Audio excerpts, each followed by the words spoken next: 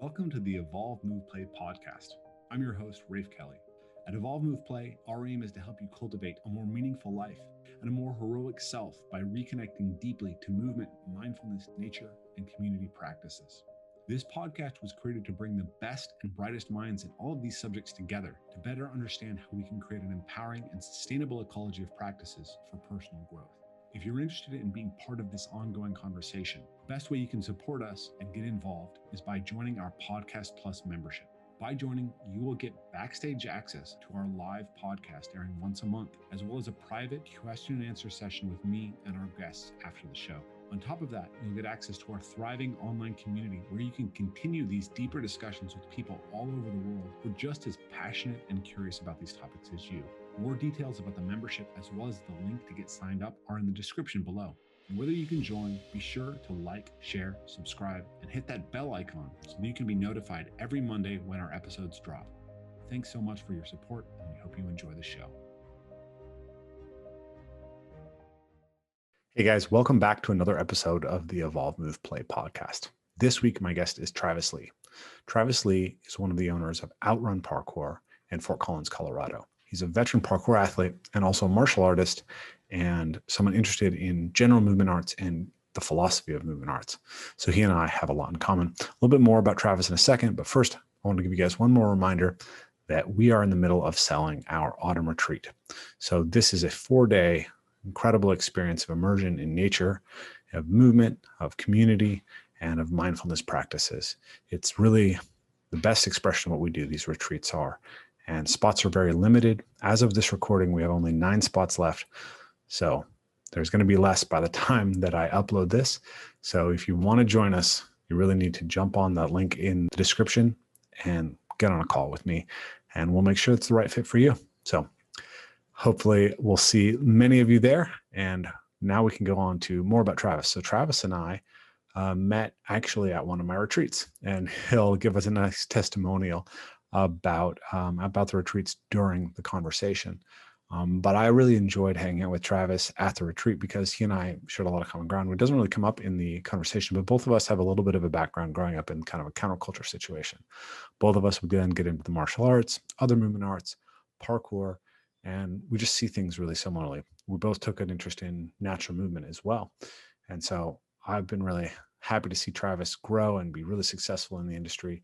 And he just debuted his new movement facility, which they managed to build up and sustain during COVID over the last year, which has been an incredible achievement really for them at a time when many people have been losing their gyms in the parkour community. So really impressed with what they're doing. They have a really strong ethic around their teaching and the intersection of thinking about martial arts, movement arts more generally, and parkour. And then also the philosophy and the why of your practice is really something that I think Travis has traveled further down in his thinking than many people within the parkour community. And it really aligns a lot with what we do with Evolve Move Play. So it makes for a really interesting conversation. And Travis, super excited to jump on the podcast with me and share his ideas. So you can tell that, you know, he's really excited to be here and have this conversation, and he just has a lot of wonderful enthusiasm and energy, and this conversation goes in lots of fun directions. Particularly the second half of the conversation I thought was super interesting as we dove into Travis's background in thinking about philosophy, his background in understanding Taoism, and how that impacts how he thinks about training in parkour and what we're trying to achieve with parkour. So I think you guys are going to really enjoy this. So without further ado, here's my conversation with Travis Lee. Travis. Hello, welcome. Rafe. Welcome to the Evolve Move Play podcast. My man, I feel like I'm like I disappeared, like I time traveled and then showed back up to connect with you because it's been too long before we've had a serious interaction. It has been a while. We had our little chat before this, and I was just like, it just reminded me. I was like, oh my gosh, I'm just like just need to be more connected to you. It is like the veins are too similar. There's too similar. So I'm excited to be on today. Yeah, absolutely. So you just opened your parkour gym, or reopened your parkour gym. Soft open this week. Yeah, soft open this week. So your random request for to jump on the show is, I don't think it might not have had a better moment as far as the vein of like meaning and sort of our parkour community and our timing. For me, it couldn't really have been better timed. I think it's going to be one of the best timed podcasts in the sense that we literally just opened. It was Tuesday. We did our soft open for Outrun's new facility. And in many ways, it feels like our first open, because from, in the vein of meaning and actual self-actualization and sort of overall progress, this is the one that feels like we always wanted to open. And the other ones were, we've been around for now 8 years. We were OG Apex guys. And this one feels like it's like, you definitely have that feeling of, oh, we've made it, right? So all the good and the complications that come with that, this is a we've made it moment. No kicking gratification down the road. This is it for us in so many ways. Not like in that we're done, but in that now we're staged to, to be sort of the best version of ourselves, and definitely on that like life meaning track.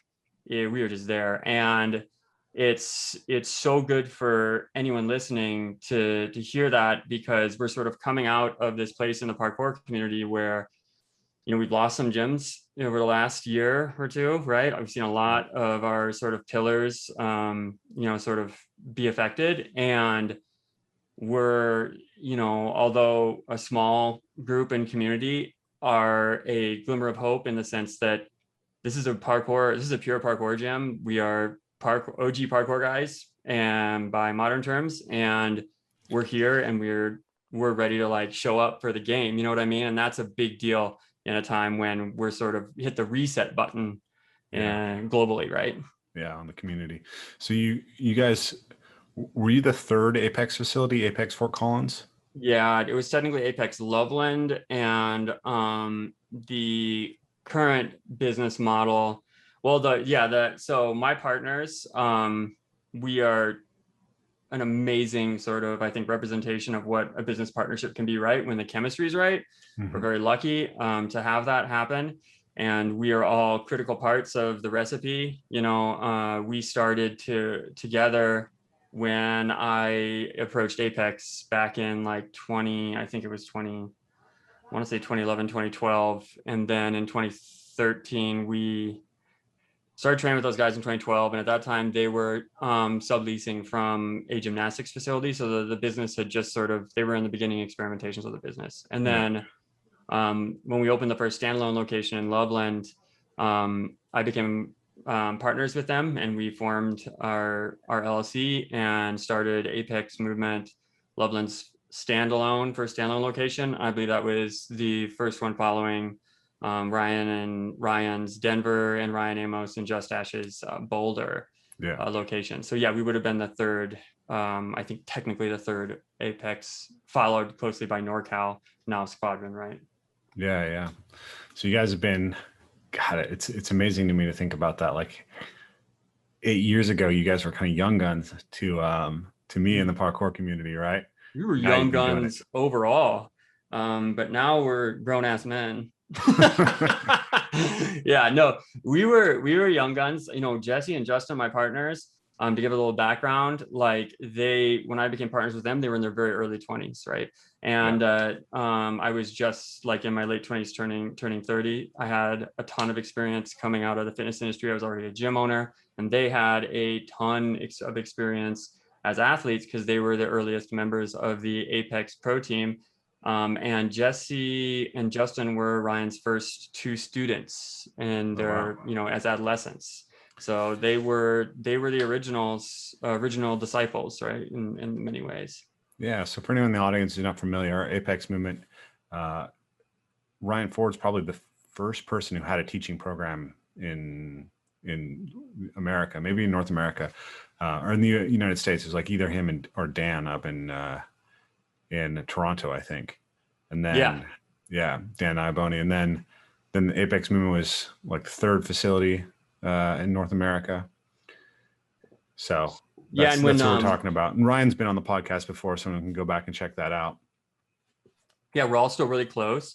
And we would not exist without Apex. So they are definitely our roots. Like that story is not, you cannot unweave the story between Apex and Outrun. We are very closely related. And so funny enough, that might, after hearing you say that I know that Jesse and Justin were training with Ryan before there was a gym scenario. So if they were his first two students potentially, then they would have been the first two students of parkour, taught in the country, right? So there's an origin story for you. Yeah, I think it was out of a CrossFit gym, or no, that was even before CrossFit, wasn't it? It was before CrossFit, although I know that at one point Ryan and Amos had the license for CrossFit Boulder, and I probably would have hung on to that and sold it later. But yes, it was out of, I think, a CrossFit gym. And that's why we still see plyo boxes in parkour gyms, maybe. I don't know. Yeah, so there's that. And then we came together at just a super opportune time. I had been training for, loosely training parkour for about a year prior to that. I think I started training in like late 2011, early 2012. Originally became attracted to it through, the natural movement parkour scene. Well, you can say the word. You can say the word. Yeah. So as you would say, mobnat. So move not. Move not. Right. Mobnat. Like so. And actually, I'm not even going to credit that, because I think that the real person who deserves credit is Rob Wolf, because I was so deep in the paleo sphere that I was, I just moved from the Midwest. I come from Iowa. That's relatable. I've made the pilgrimage to Colorado, like so many the parkour mecca sort of center here. There's other meccas, but this one's definitely a big one coming out of the Midwest.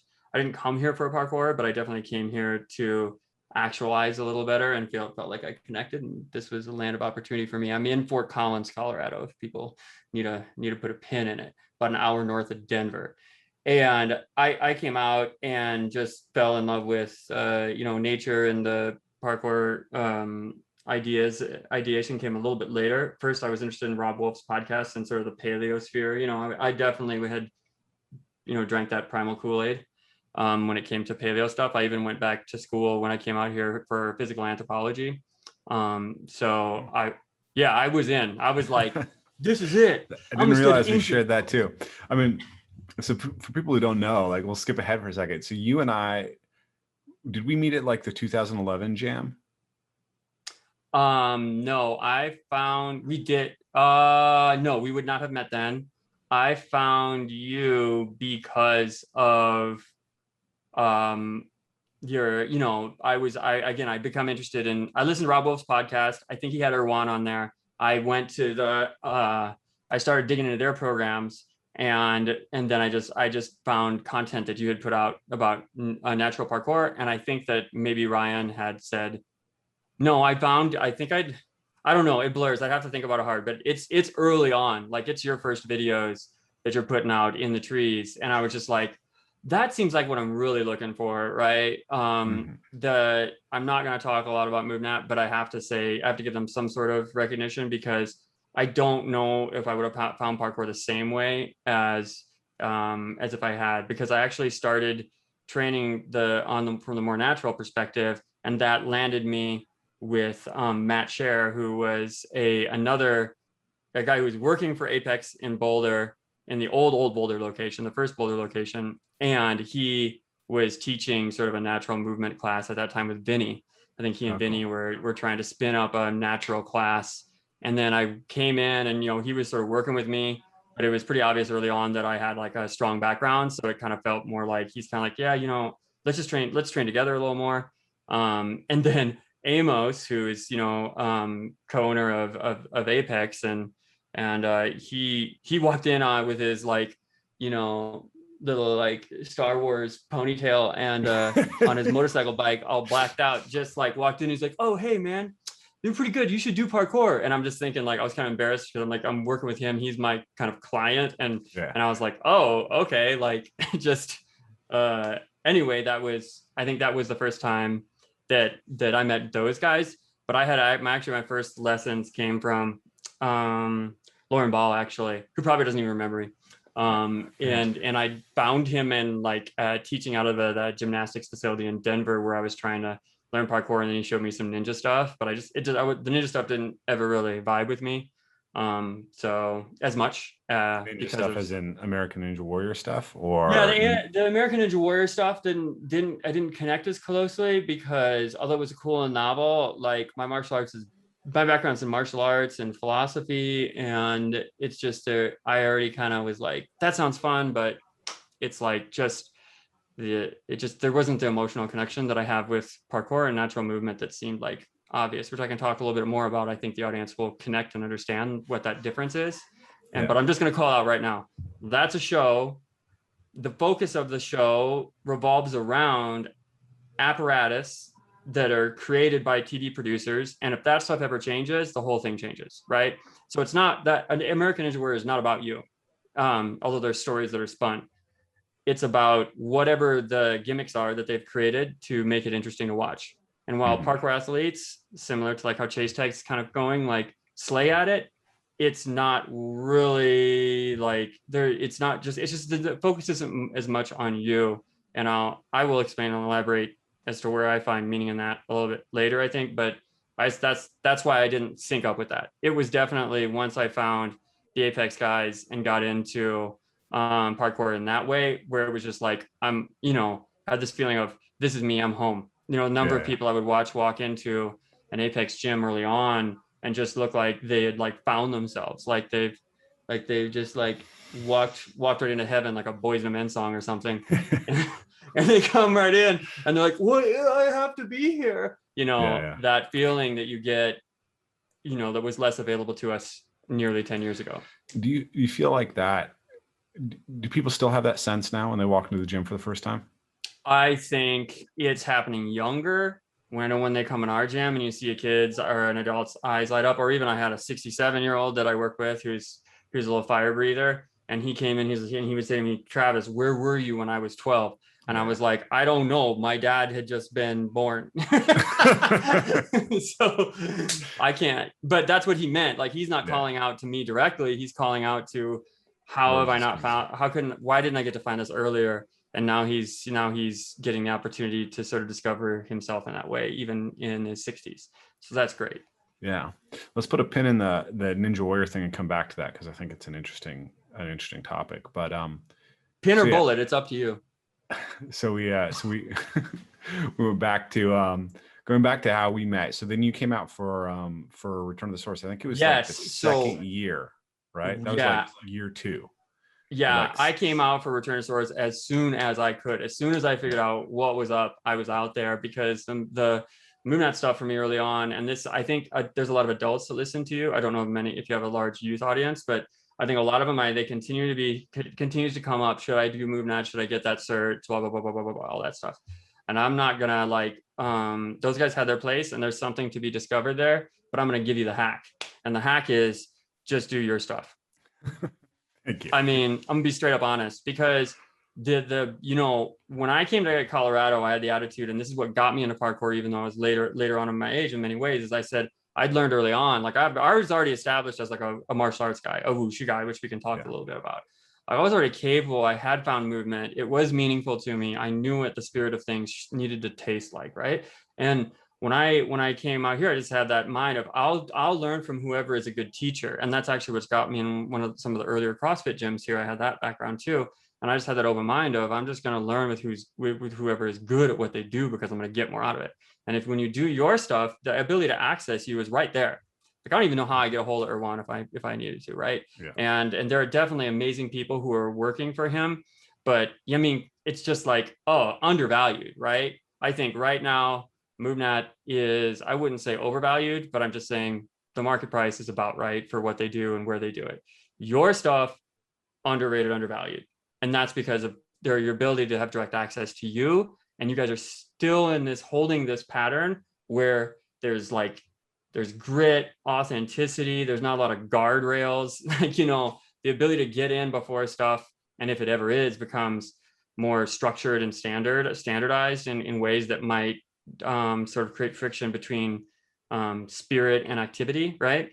It's what you want. Like, you want to go to the woods and jump in waterfalls and climb on trees and live like an Ewok. Like that's the goal. Like, what else do you want, right? You want to live in as close as you can to like this fantasy movement nature world. And I think that being in the Pacific Northwest, one, if you've never been there before, it just takes you back in time. This trees, it's Jurassic. You know, I came from the Midwest where there's a lot of foliage, but it's mostly leaves and rotten wood and stuff with a bunch of raccoon crap on it, right? So there's that, but like you come out there and it's like you're in like Fern Gully, you know, meets, I don't know, like, yeah, some I should have a better reference for that, but that's what it is. And there's so much dissonance, or not dissonance, but there's so much room between what you want to be doing and what you get to do right away in those programs versus yours, that I think it's really important people understand that that's what they signed up for. I will tell you the first MoveNat, it's a funny story because it's all so connected. The first MoveNat seminar I went to was in Colorado Springs, and I'm thinking, this is it. We're going outside, we're going to jump on some rocks, and I'm going to finally be released. I'm tired of being in my drywall prison, right? Yeah. You know, I did my time. I spent 9 years in a call center, working in the professional career back in Iowa, right? Mm-hmm. And I came out here and I'm like, it's time for me to go outside. And I get down to this park in Colorado Springs. This is hilarious. So I'm down at the park in Colorado Springs. I'm like, they took me to a park? Like, why am I at a park? Like, there's softball courts and like playground sets. And we're just sort of working on crawling. And I'm like trying to figure out what's happening with the 2x4. Like, we have 2x4s there. I'm like, why is there lumber here? We're not building anything. And I'm like, they have me threading through these things, and they've got these tripod, like there's these names for things. And I'm like, okay, cool. Like, I'm just trusting it, because when you're in that student mindset, you should just be like that. Just, unless it's going to hurt you, in my opinion, just shut up and do what the coach says, and you'll get through faster. Right. Yeah. And so we're doing that. And I'm sitting here just kind of like arms crossed, like listening to one of the teachers who's very good and athletic and capable. She's awesome. Mm-hmm. And I'm looking over in the corner, and I see some guy like hucking tricks. Like, this guy must have been like 14 or something like that, off this concrete wall into wood chips, just spinning. Like, I didn't even know the spins. I was like, this guy keeps hucking stuff and just splatting on the ground. I'm like, man, those kids over there are awesome. We were kind of distracted by them, right? We were like, oh, these kids are kind of awesome. And they're getting tore up.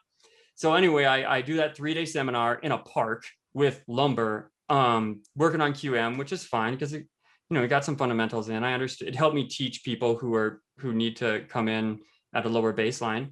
And then like later on, I realized that was Dante, right? I was wondering if it was Dante. I totally thought it was going to be Dante. Later, and I see him like hucking dubs off this freaking cement, pillar into just splatting onto concrete.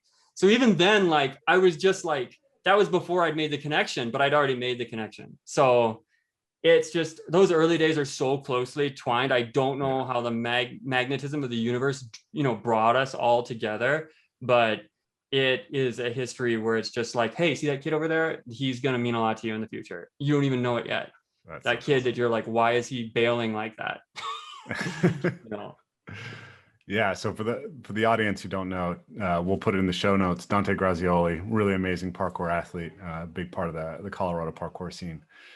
So art of motion athlete and killer guy for all around. So return to the source. Let's get to the meat of the meat and potatoes. So I see your stuff and I'm like, yeah, this is what I wanted. I did those other certs. I had out there, and it was perfect for me, training with you and following your stuff and then working with you. That year I went out 3 times. I think I saw you 3 times at Volunteer Park, and then a couple of times, and then because we were up there with Origins, and then also had gone out for Return to the Source. So there was this year where I was really focused on your work, and it created a foundation for me that helped me sort of weave in. I think a lot of people listening are like, I love to be outside. And I remember when I was a kid, and like you always hear, I run around in streams and creeks and stuff like that. I was that kid too. I lived by some natural areas. I had just a dog and me running through the forest, jumping on logs, whatever. It didn't have anything else to do for entire summers and whatnot. So this is like, there's so much to find a connection there. If you've never experienced that, it's awesome. It also gave me the opportunity to just have massive amounts of like volume in nature doing parkour. And the other thing is that I was around people who were of a similar mindset, you know, you might say tribe, but just like I was around capable and strong people, even though these are people who maybe didn't have backgrounds in parkour. Like a lot of the people were just open-minded, capable, and they weren't judging what I was doing. You know, if you go on a hike, like this REI lifestyle, right? You know, you get all geared up and then you're in nature, but you're still like on a trail, right? It's like your experience of nature is still tied to your Gore-Tex boots, right? So there's that. And this was like, take your shoes off. I mean, it's at your own risk, right? So that idea that we could explore space, maybe not feel like a freak. And listen, I'm somebody like in high school, no shoes. Got like made fun of for carrying a staff around because I thought I was like a Taoist priest walking around my high school. I would go to poetry class and sit on top of the shelving, the book shelving, right? So I was that guy. I'm more a little more studious and reformed now, but back then that was who I was, right? So you were always getting called out for being a weirdo for that stuff. Everybody listening has had a moment like that, whether it's the standing desk to, you know, sitting where you're not supposed to. I'm sure you can relate. And being with people of a like mindset, it was like, oh. And I'm going to say one more thing before I let you breathe and talk. And that is that this was the tie between the martial arts world and the parkour world for me. This is where it felt like I hadn't stopped training martial arts, and it made it connected to me in a deep way. And that is that when I first saw other people doing parkour, I would be like, holy crap, like, look what they can do. And lots of times when you go into martial arts schools, you don't get to see the guy. Like the guy's gone, you know, or the gal's gone, the athlete, you know, it's hard to find people who can do things that make you believe and see the world differently. Like, oh, I didn't know a human could do that. Or I've never been in the presence of that power. I remember coming around one of the first like pro wushu athletes and then watching them do, and I know you're not big on forms for all things, but I know you can respect the strength and power and movement. And I remember he was on a gymnastics spring floor and he did his routine. He was a national champion, was in like Jet Li movies and whatnot. Yeah. Yi Shixiong was his name. And he opened up and just did one section of his form. And I'd never been like sort of scared out of the vicinity of someone before, right? Like I could feel his strength and power and speed. And I was like, oh, okay, I'm just going to step back because I don't want to catch that, right? And in parkour, I felt that again. I remember seeing it with a lot of the Apex guys early on. And then I remember we used to do these exchanges that Ryan would line up where you'd pull people like Daniel Labaca, OG, like, you know, patron saint of parkour or whatever you might want to call him. Like he came in jeans and a t-shirt with his, you know, his man bun, you know, and just hopped on these 10-foot bars, did a giant and then like a 9-foot lache, just like sort of just to check the place out from a different angle. And I was like, oh my gosh, these people aren't human. There are masters out there that I can discover. And that's what felt like martial arts to me. It was like, you know, you don't know who's out there and what they can do, and you could find them and either see it or train with them and experience it. And the biggest thing about parkour is the environment is the variable, right? In many ways, the environment is the opponent. So if you go to some other place and you find a master, then he or she's gonna be different and unique because their environment is different and unique. It's very Avatar, you know, Airbender / you know, Earthbender. There's just so much opportunity, and that's what makes parkour so exciting. And other stuff not.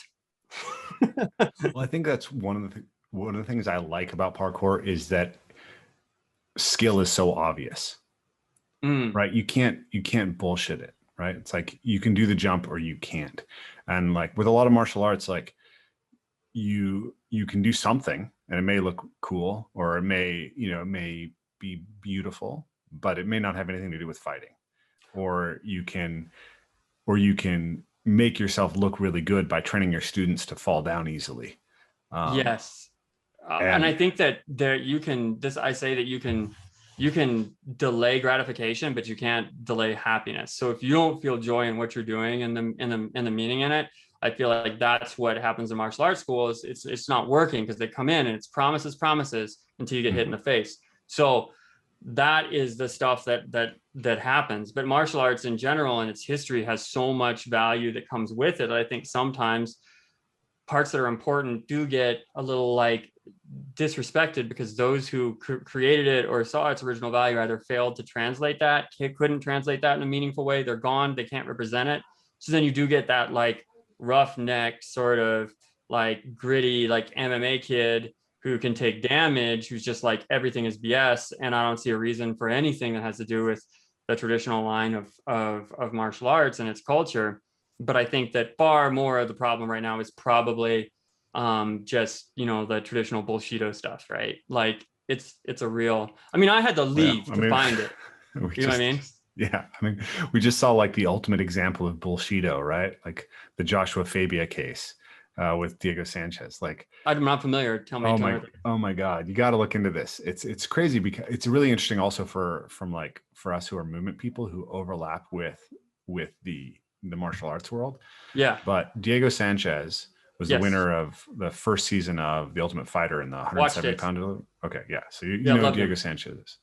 So like, I think it was 3 years ago or something, like he's on the tail end of his career. He hasn't been consistently winning, and he felt like he was getting neglected at, I think Jackson Wink was his gym. Right. And I think his marriage broke up. There's all these problems in his life. And so he ends up firing his whole team and starting to train with this guy, Joshua Fabia. And Fabia is, he's the owner of something called the School of Self-Awareness or School of Self. And he portrays himself as some kind of martial arts master. And then he like changes Diego's whole style. And he's really weird and narcissistic in interviews, and it doesn't work. Diego's still sort of able to defend himself, but he lands like 6 significant strikes in one of his fights. It's just bizarre, right? And so people start making fun of Fabia. Fabia's blah blah blah. Like now, but there's all this footage that's come out of Fabia, and it's like what it looks like is Fabia probably. I think my theory, and I haven't really put this out there, is I think he started in contemporary dance. And I think then he like got into the whole spiritual guru thing. And then he got into Sistema, and he picked up all of the bullshito aspects of Sistema. But the thing that's amazing about this is you have a legit killer in Diego Sanchez, but this guy who is utterly full of shit is just ruins it. Yeah. Well, he manages to convince this guy that he's actually like, that he can kill people with. He said he was going to teach Diego something that like he could potentially kill someone in the octagon with, right? And really, there's footage of it. It's an RKO, right? It's a pro wrestling move, right? It's hilarious. And so if you watch this footage, you'll see him like, there's a point, I swear, where like he's showing Diego some kind of roll through to takedown. And he picks him up and he makes the shape that ballerina girls make when they're picked up in the air. Like he's literally in high crown. He's like in high crown with one hand, low hand, high crown, like the pointed feet, the whole freaking thing. So, but then you take somebody like, like Michael Venom Page or whatever, who has an aesthetic finesse. Mm-hmm. And then they're some of the most enjoyable people to watch. So having some aesthetics is beautiful. Israel Adesanya starts as a dancer too, right? Yeah, there's something. Obviously, there's something there. But so this guy, wow, Diego Sanchez got like, oh man, that's so sad. I gotta send you this stuff. It's hilarious. Send me it later. I'll check it out. But it's a valuable lens, because why do we fall into bullshit, right? And then the other aspect of this is, like how does movement and martial arts interact? Like how can they actually be like interact well? Oh man, I've lost it. I had a train I was going to go on there, but you were off at ballerina, and then the ballerina thing. So it did work. His style stunned the mind, and penetrated the intelligence of the soul. And so now we're all done. We'll never breathe again. The aesthetic aspect of it, the dance, the playfulness, and the capacity of movement to contribute to the martial arts in a positive way. But you have to actually understand the martial arts. You can't be a movement teacher and be trying to teach martial artists and not understand the context in which their skill is actually going to be applied. Like I'm training with an MMA gym up here, and I'm working with their fighters, and one of the fighters kind of figured out who I was and what I did. And he's like, oh my God, well, Connor's got Ito, right? I'm gonna have Rafe, right? Is that yeah. I was like, the reality is that the history of movement teachers helping out martial artists isn't super great looking right now, because like Ito's, we don't know what Ito did with Connor exactly. We don't know everything that happened behind it. But the one visible thing is you can see footage of Ito training Connor in Medio do Compasso, right? Spinning wheel kick with your hands on the ground. Capoeira. Right? Yeah. So Connor already knew how to do a spinning wheel kick, right? But he goes in there and he spams spinning wheel kicks against Nate Diaz. That's a very very energy costly movement. And then he ends up gassing out. So save it for the hora. Obviously that's Connor's fault, and that's John Kavanagh's fault for not like talking to them about like, hey, like not understanding what this tool is and like whether you should be integrating it at that stage. But why is he spanning that kick?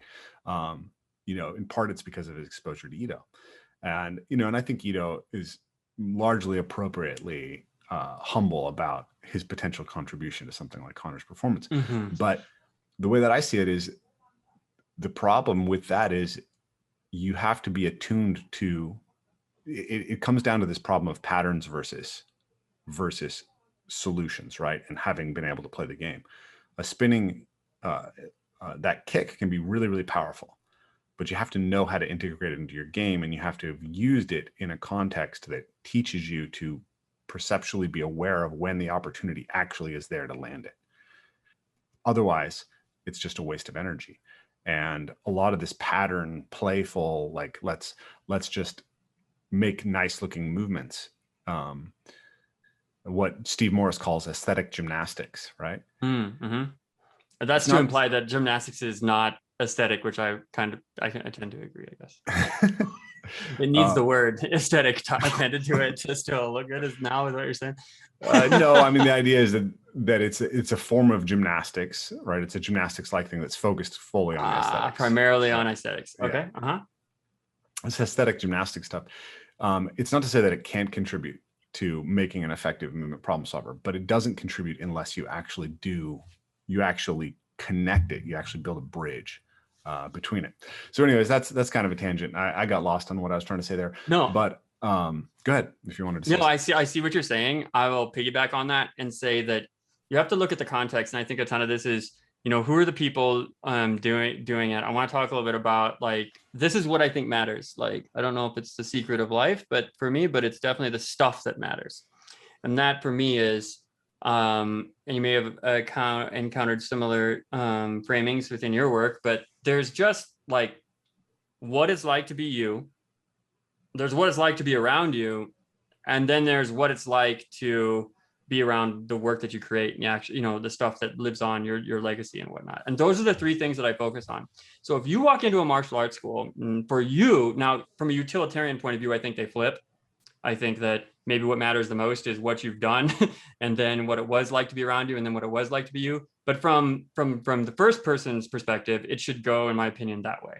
What it's like to be. Phenomenological perspective, one could say.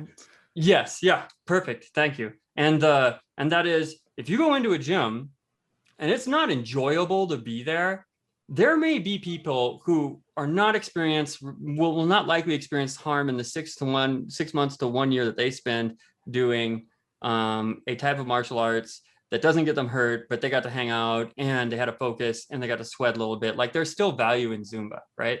It's like, so yay. Okay. But if you go into those places and if the experience is poor and you're not happy and it doesn't feel like it's right for you, that's your first alarm.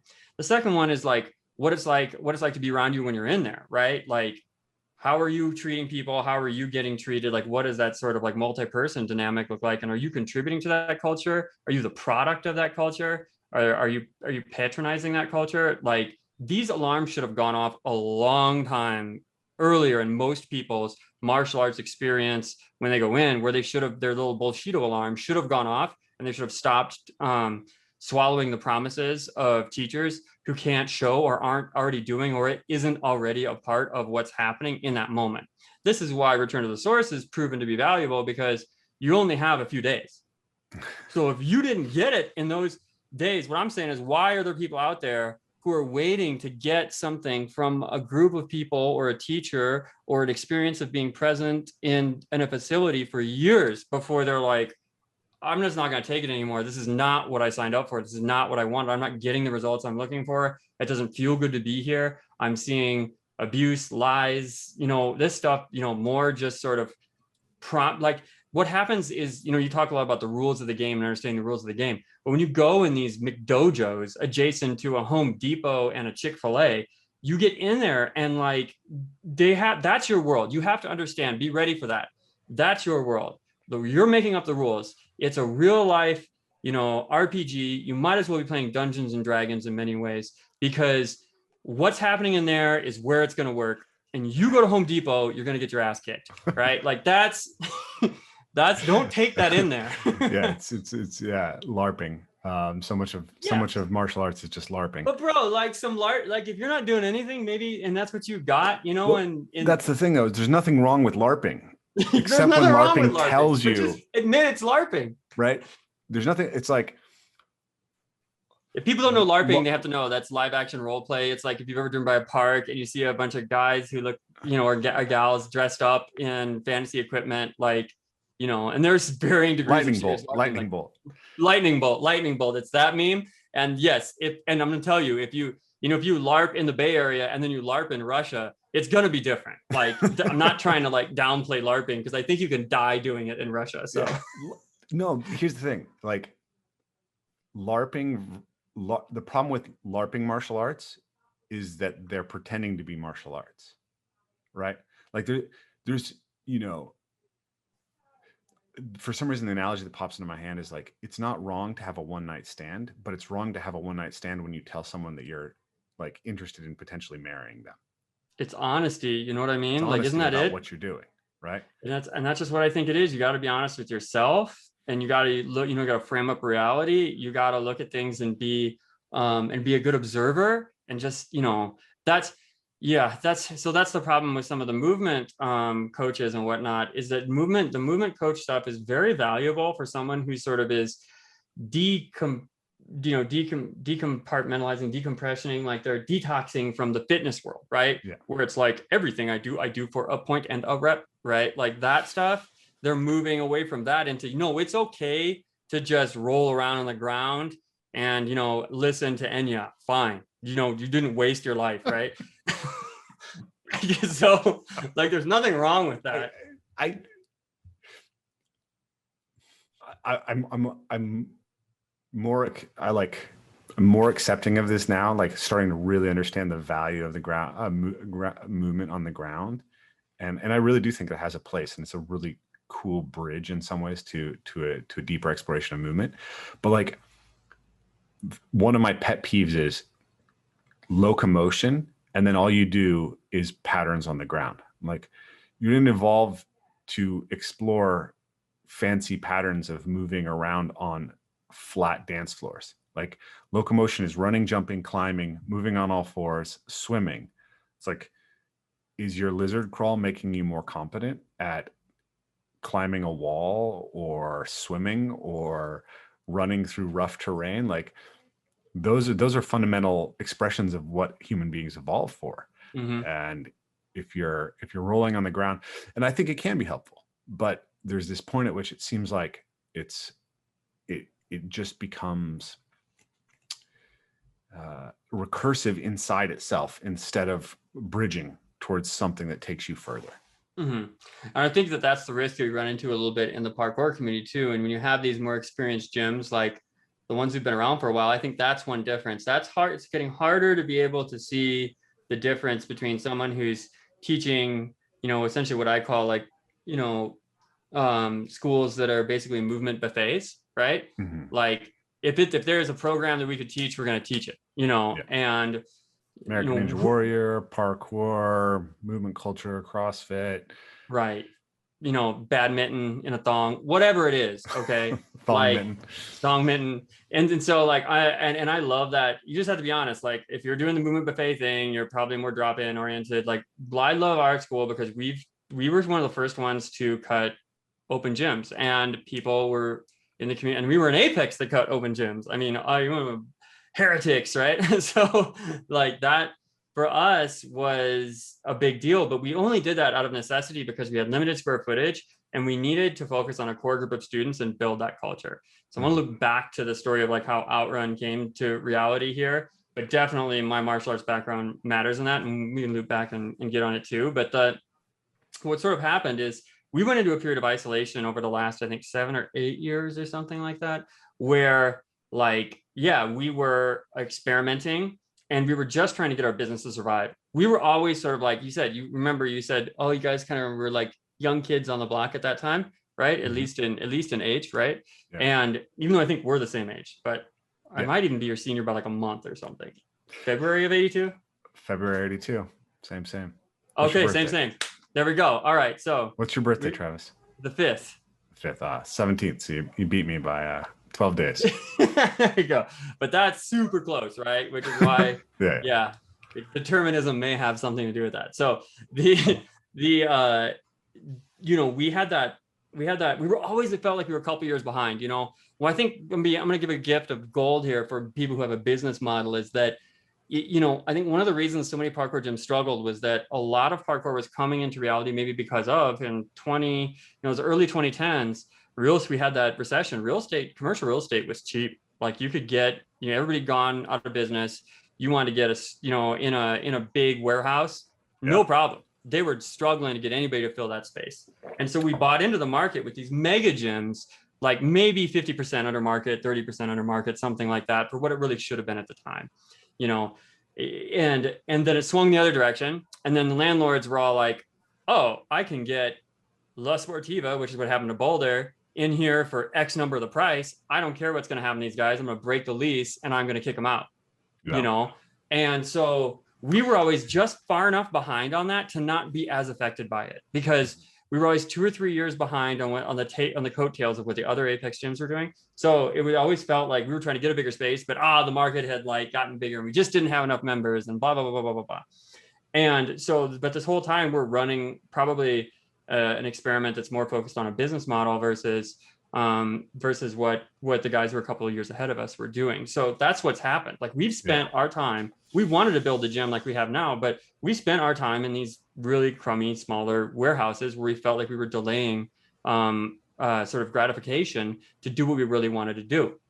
When I come out and train with you in Return to Source, and then when I brought the boys back, my partners Jesse and Justin Clark, and we hung out with you, and they'd spent time with you already, right? Mm-hmm. But when you saw us, and our little like, little young breve lords trying to make a business and a life for ourselves, we knew that we had to do that. And I think that's another thing too, is I already had I was on my, 3rd or 4th reincarnation of gyms, right? So I already knew what could happen to you in a gym. And I'm like, I'm not going to make these mistakes again. Yeah. And so that's, I think, one of the reasons why we're still alive. But the benefit is that we had all that experience cooking up these experiments and running these things that really, I think, is what the future of parkour is going to look like for sustainable gyms that emerge and grow. And that is, be serious about what you do, be good at it, and be concerned about what it's like to be around you and what it's like to be in the gym and the legacy that you leave when you're there. And that's why I think I want to highlight again, we do have ancillary elements that we teach. Like I spent a lot of time on breakdance, and I've spent time on tricking, coming out of the martial arts world and whatnot. And there are other things, but when you come to our gym, it's parkour. Like that's what you get. There's nothing else. Mm-hmm. It's parkour. It's not parkour ninja. And that's fine if you want to do that. I'm not judging that. I'm just saying that I think what's better for us is we build these sort of like martial arts style schools where it is tested against reality, right? And that's where we go. Now, I mean, I've heard Ryan say the same thing, like his vision is moving a lot towards the direction, Brian Ford, of wanting to be more like martial arts, and in the sense that he wants to teach in that way and be well known for being an educator. And he's already made that for himself. Mm-hmm. But what I'm interested in is creating personally, and I won't speak for my partners, but our vision globally is to make parkour approachable and come in and get that real flavor, but it's approachable still. Like we're very focused on approachability. And so that's what's coming in our new spot. Let's talk about that for a second. Approachability, because like, that's, we talked a little bit about MoveNat earlier, and right, that's kind of what it was optimized for in a lot of ways, is like being like a lot of the same skills that you see in parkour, but a 2x4 on the ground is less intimidating, right? If you watch video footage of Return to the Source, like people get excited about it, but they're like, wait, I have to climb through a waterfall? That's like, maybe I'll go through the 2x4s, level 1, level 2, level 3, and then maybe I can take on something like Return to the Source. I think of my stuff as kind of like artisanal, right? Thank you. Thank you for using the word artisanal. I'm going to, we had a podcast episode where I used artisanal and my partners were busting me for it. But it's the truth. It's like, I'm just temperamentally not interested in optimizing for general pop, I guess. Right. And I don't mean that in an elitist way, but like, I think people have to have a certain mindset, or have to have a certain openness to show up, to rock up for the type of thing that I put on. And I think, that story you told about being at a MoveNat seminar, and it was like, a lot of it was really remedial and, way below the level that could be interesting or meaningful for you. But the flip side is the kid over there in the park doing double A twists and landing on his face 6 times. And like, most people are going to look at that and say, well, that's not what, I can't do that. Right. I'm like, I'm not 16. If I tried to be Dante Grazioli, I'm just going to be in a hospital. Right. So how do we, like you just said, Outrun is approachable, but you want it to be also deeply authentic to what parkour is. Right. So how are you trying to bridge that gap? I love that I'm so excited about that question. I have chills. Well, the answer, first of all, I'd like to say that I wouldn't want to frame that up as negative. I think that either by the point of, but just by sheer evolution and the selection process of business models, really MoveNat has moved into an arena that we need to put a pin in and be willing to talk about and say, this is what happens by just evolution when you build a program that was, just look at it, it's built to sell certs. That's what it's built to sell. It's built to sell edificate confidence and certifications. That's what it's built for. It maybe didn't start that way, but that's what it is now. I would say that to anyone, even Nirvana, and be like, dude, loved your stuff, but this is for cert. You're selling certs. 2, you go the other direction, and there's nothing wrong with that. If you need to spend thousands of dollars before you're ready to get in a pond, then cool, you'll get there. Don't worry. Sorry. You're trying not to be mean, but that sounds mean. But okay, go ahead. All I'm saying is just go to your stuff, man. Go to Rafe stuff. Just get in the water. It's not that big of a deal. He will make it approach. It is. Your stuff's not approachable. I think that what we're trying to do is dissolve the feeling or the need for this formal edification before moving into what you really want to do. Yes, it's an issue of how you see yourself. And that's the point of what I work on with my students. I spend more time with my students and my clients helping them find out who they are as a psychologist than I really spend as a movement teacher, right? Mm-hmm. Like, I'm trying to help you find yourself. I'm trying to move you in metaphorically from somebody who comes in with too much spandex, fitness gloves, a headband, 30 smart devices, into a kid who sits on, a person who sits, not a kid maybe, but you sitting on the corner of a spot, sipping, a Breve Italian soda, waiting inconspicuously to huck something off of a wall or climb the side of a building. Like, I want you, that's what I want for you. That's what our brand of style is. That's our thing, is like, we want you to be casually yourself and still be capable. Like, that's what's interesting. Like, you look at somebody and they don't look so overly prepared for the situation, right? So, but what we're talking about is authenticity, because that's authentically you. And I think that's what we need to focus on as leaders in the movement communities and as practitioners or people who are smart enough to actually be listening to your podcast, is like, you got to figure out authenticity and who is you? Who is you? That's horrible grammar, but who are you, right? Like, and what that means is going and running these experiments. And I'm saying sometimes you spend too much money to figure that out. Look, MoveNet, Edo, those guys already got my money. Like I paid for your sins, like your sins, right? Like you can just take my advice. I'm telling you, I will be your financial martyr. Like, you don't need it. Just don't do it.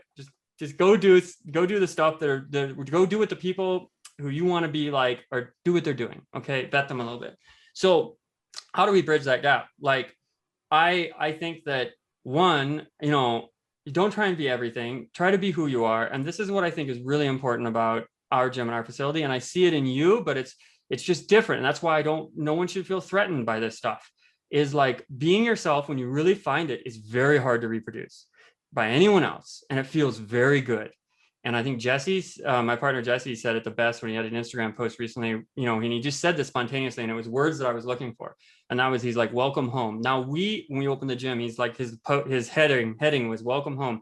And that's like, for us, I mean, it really felt that way because I'd been waiting to sort of not be myself, but for my work, that third part I was talking about, what it's like to be you, what it's like to be around you, and then what it's like to experience your work and the quality of that. It's like that place is that of actualization is where, like, I feel like we are now. Where it's like, people, if you come in that gym, you're going to get, or you interact with Outrun, you're going to get a little bit of what it's like to be in my head or my partner's head or something like that, what it's like to be us and experience that flavor. And it's going to be different. We are like, basically, cyberpunk meets brutalist architecture meets a 90s kid that never grew up in our space. But if you go to your place, again, it's got your character in it. And that's what we need to strive for, is to figure that out and then use our bullshito senses to deflect who we aren't, right? And that means you got to try, and it means time. When someone comes in, they give me all the promises in the world. This is me, I belong here, blah, blah, blah. I want to do everything. I want to jump off that and flip off that and climb that and take on that challenge. I'm just like, hey, just time will tell a little bit, give it 6 months, give it a year, time will tell. Go out, do some things and learn a little bit, and then we'll know for sure. But over time, just you become more and more refined and your self-understanding grows. But that's where I think the difference is. And how do we do that with classes? Is that, everybody starts at the same level. You're trying to be a student of more like a martial arts school. If you come in, you do your classes, but we're trying not to make it so constrained that it's like they get a little uptight, the martial arts schools, and there's a lot of opportunities for dogma and promises that can't be filled, and there's so much structure. We try to be like just enough structure and then lead by example. I find this with a lot of gymnastic schools where you go in and there's kind of like the washed up gymnastic coach who is very disinterested in what they do, but they're not all like that. Absolutely not. But I'm just saying this is an archetype, and they come in and they can't perform any of this stuff. There's no inspiration. It's like, we want to be able to do what we teach, or at least have a video of it, or have people around like that inspire and excite. I mean, I'm preaching to the choir here, but I think that's the difference. That's the key difference in what we're doing versus what I see being done in other places. And if you're like, well, that's what we do, then good. Yeah, that's what you should be doing. So I think there's a couple of themes that are coming back for me. The sense of what it's like to be you, what it's like to be around you, what it's like to be impacted by what you've done. Your work. That starts to kind of get into this theme of meaning that we're talking about, and even John Vervaeke's sort of 4 Ps. But all this to me like sort of loops back to the point I was trying to make actually about Joshua Fabia, which is, I think I do think that the martial arts are really important for us as parkour or movement people to understand. I think what's happened with them and the ways that it's played out are really powerful. And I actually think that parkour in some ways is the answer to the problem of martial arts, because what I see in the martial arts is that there's the Jitsu of martial arts, which is the set of techniques and how you acquire the set of techniques. And then there's the Do, which is how those techniques change who you are, right? And so you said the biggest problem is the bullshito, which is techniques that don't work, or a delivery system for acquiring the techniques that doesn't work, right? And often the schools that focus most on proclaiming their Do, right, that they're about teaching you the way, are the most bullshit, right? And this is the thing about Fabio, right? He's school of self, right? He's a spiritual teacher, right? And so you get into all this airy fairy stuff, and then it's very easy to manufacture bullshit. And that's what I see. But the flip side is that if you stay within this long enough, as you did, well, what are you saying you want to separate Outrun from other parkour facilities? It's a deep sense of why and an attention to character and how you're developing the people you're working with, not just as you're not saying like Outrun is going to be better than every other parkour gym because our athletes are going to jump 6 inches farther and they're going to run their 40s faster and they're going to beat people in speed courses and we're going to have the best world chase tag team, right? Right. That's not us. That's right. We can jump far, but that's not our primary focus. Exactly what the focus is. When you feel more comfortable in your skin, I would say that it's fun. You feel more comfortable in your skin.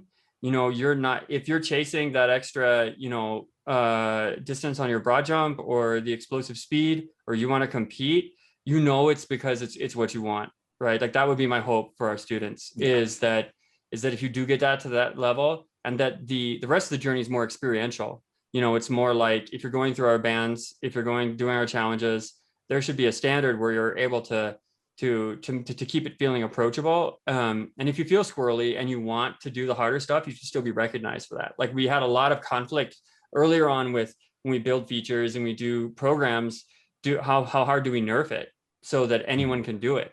But I think that you can do both. And I think that's where the real skill in coaching and programming is find a way to do both. Don't get rid of either. That's the separator for me so often in coaches is how do I take this space and say, the last time I taught in Colorado, I had a paleo organizer woman who'd never done any parkour, and I had Dylan Baker. And for those of you who don't know who Dylan Baker is in the audience, I'll put a video up. But Dylan's probably the most physically talented athlete in the history of the North American parkour scene.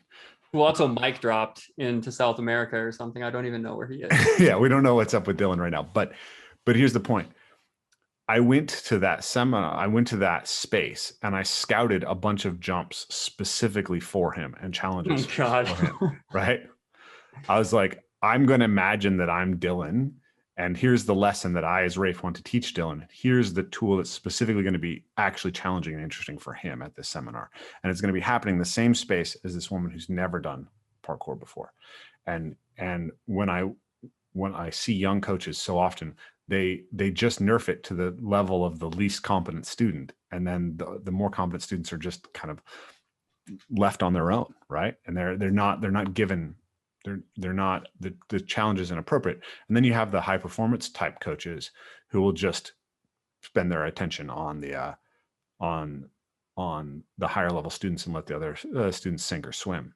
In parkour, I see much more of the opposite. I've seen way more coaches who get really focused on helping the least competent, and then they're not themselves competent enough to help the more advanced. I think that's one of the reasons why I've noticed, and we can talk about this, but I've noticed that you said you've gotten rid of open gyms. I've noticed that in a lot of gyms, the best athletes to come out of that gym only train in the open gyms and never go to classes. This is correct. We have made that observation. We've also made the observation that you cannot pay utility bills with open gym money. So literally couldn't even pay that bill alone, not to mention rent, staff, whatever. And again, I just had this perspective of, I don't like everything about the martial arts schools. We'll talk about that, but there are some things I do like, and that sort of like has a lot to do with being honest about what you're doing and the pride of your work, and not everybody has to treat it that way. Your house is your house. Like if you want to have like a tricker house, it's fine with a spring floor for a living room. But I personally like having a dinner table with a family around it, place for guests to sit in a guest bedroom. And then to have that, I have to have a certain type of, model that supports that lifestyle for me and my partners and my staff. So I think, we do have we do have we are coming up with, and we do have open, what would traditionally be open gym, but it's for essentially will be the equivalent of like a black belt club in the gym. And I just never could get this idea. Like my first martial arts schools were like Shotokan when I was like 7. And I remember I got in trouble because I came in and you're supposed to like kneel on the wooden floor, bow towards the direction of the master, and then enter onto the wooden floor with shoes off. And I came in with like my Reebok pumps and like a pink fanny pack with like bubblegum and change in it. And like, just ran in, just like jingling over the place, start doing stuff. And the master like stopped class and he's like, "What are you doing?" I'm sure he was just like cutely messing with me, but he yelled at me and told me how to take my fanny pack off, and I just refused. And so that was basically the end of my experience at that martial arts school, because I wanted my pink fanny pack. Now, luckily for me, I own the building and pink fanny packs are back. So my time to come Pink around fanny again. pack club. Right, exactly. And so I still want some of that though. Like I still don't like that.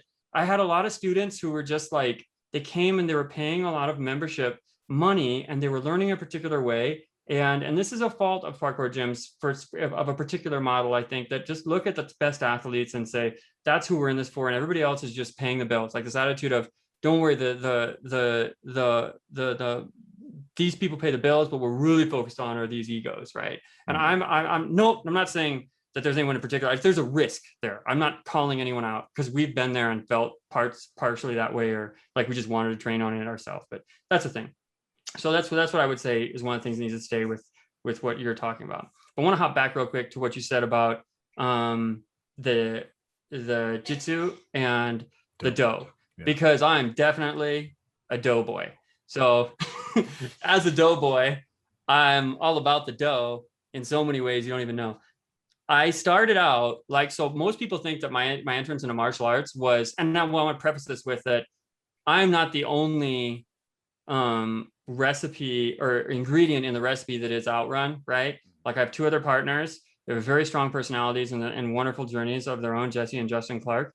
But I mean, we're all key ingredients, right? Like if any one of us is gone, it's missing. So people shouldn't get the point that it's just me with these opinions. If you go, it's going to taste good. It's a good recipe. It's not like you have to pick, but I started out, interested early on. I was a Ninja Turtles kid, like loved Ninja Turtles. I was kind of dabbled in martial arts like everybody, but really what got me in was when I went through a bout of like just trying to find yourself when you're like a teen, like elementary age, right? And my family was upper middle class. My dad was a video and film producer, got MS, got sick, money kind of went south.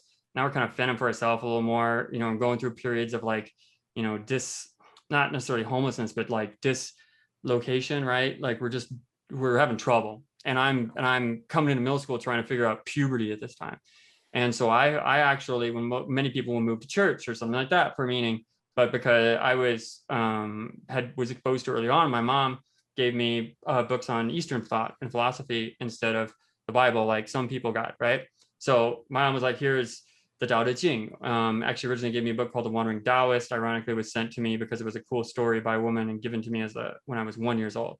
So I didn't get to read it until I was like 13 or 14 or something like that. And I just fell in love with Taoism and the philosophical side of Taoism, specifically from an author named Deng Ming Dao, who I'm lucky enough to be in contact with now. And this shaped my life. Like this was the thing. Like it was the right time, right place, right message. And Taoism chimed for me. So from there, I started studying Chinese language, which I think you know. And so I started studying Chinese language. And then from there, I found martial arts. And because there wasn't it just comes with the culture, right? It isn't really super separate. Like a Tolkien martial artist. Yes, exactly. So yes, right. So in that way, I found Taoism, and I wanted to do translations for the Tao Te Ching or read it and understand it, and quickly realized that like that Chinese is very, very difficult to understand, and you had to know the culture. So I've prepped myself through high school, tried to raise money, save money, and then studied martial arts, became very interested in martial arts, started in traditional stuff, even though it was American traditional stuff.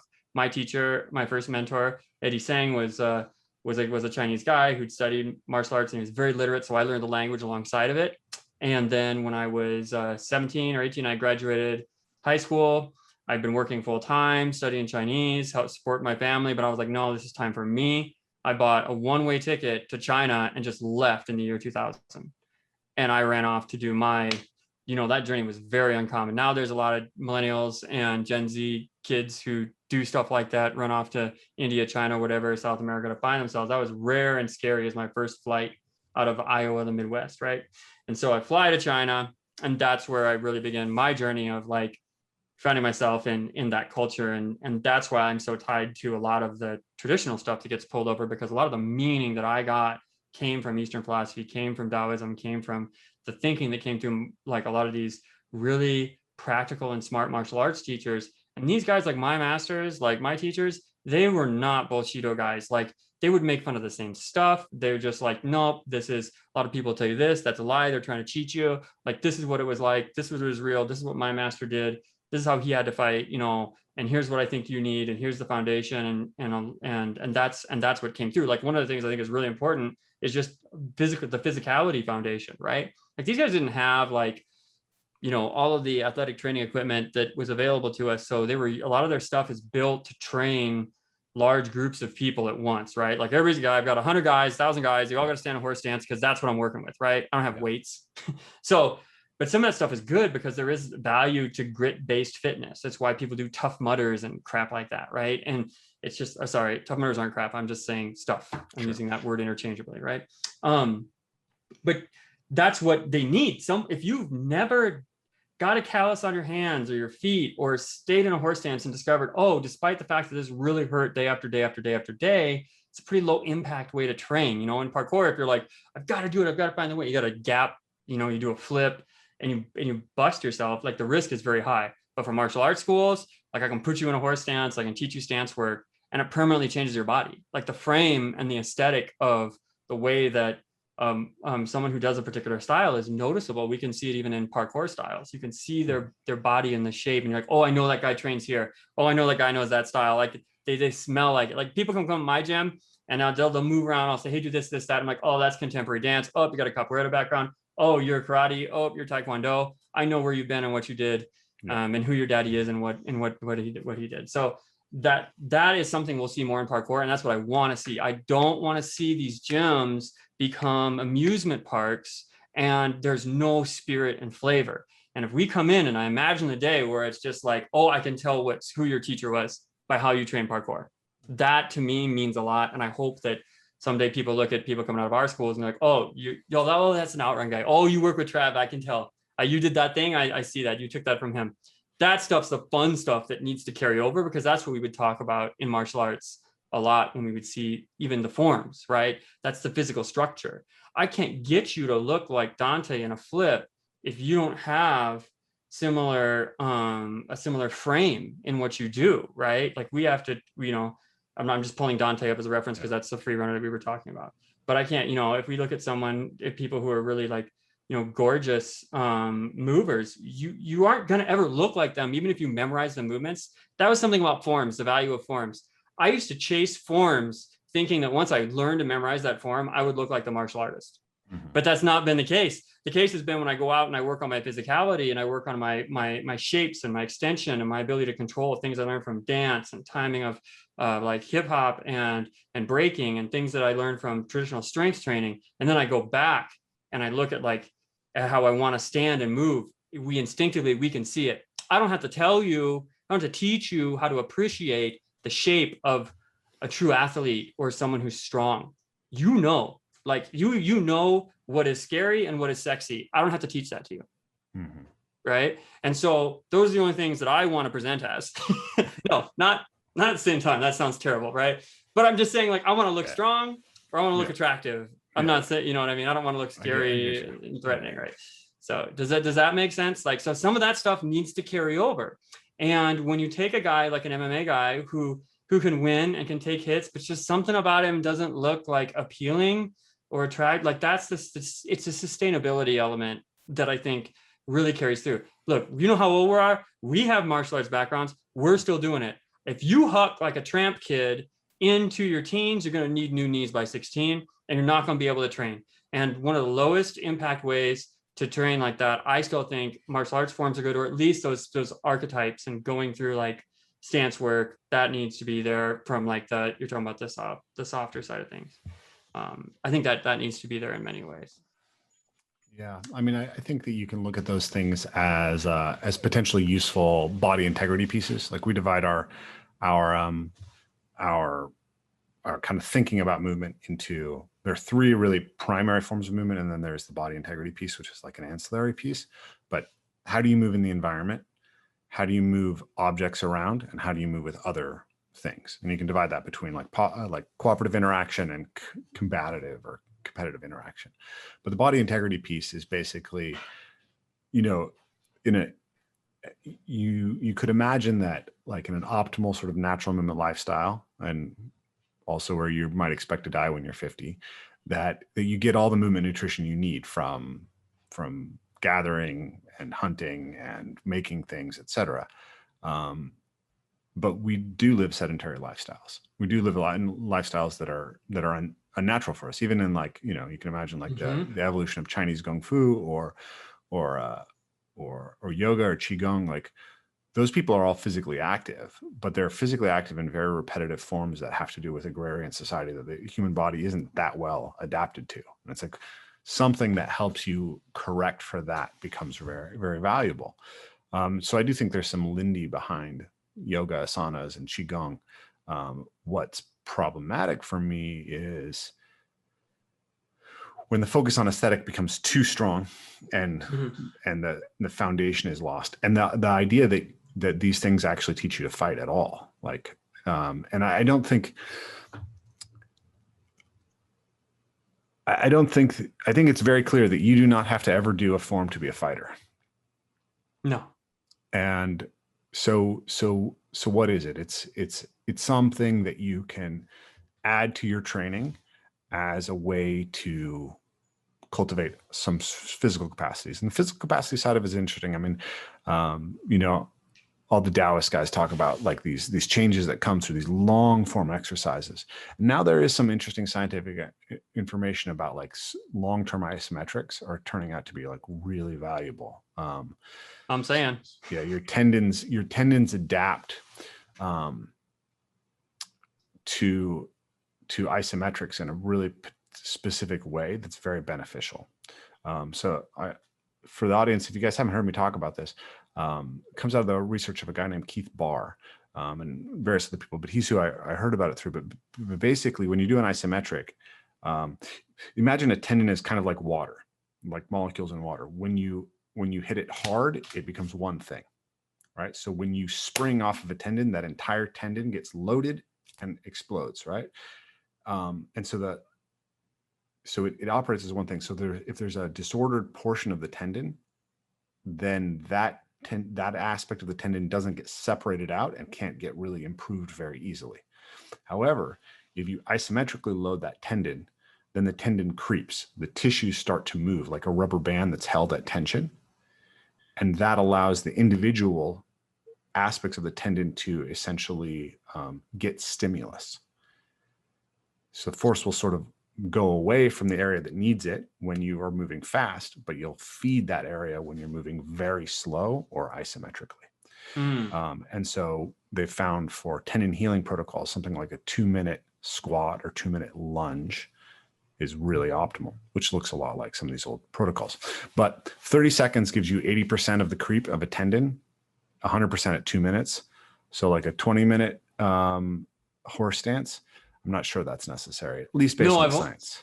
I've only done that once, and then to me that falls more in the category of grit-based fitness. Like the reason you would do it is just to see if you could, I mean, it's like it's just there. But all my teachers would spend more time in the 30 seconds to 2-minute blocks, and then transitioning in between stances. That was fairly common.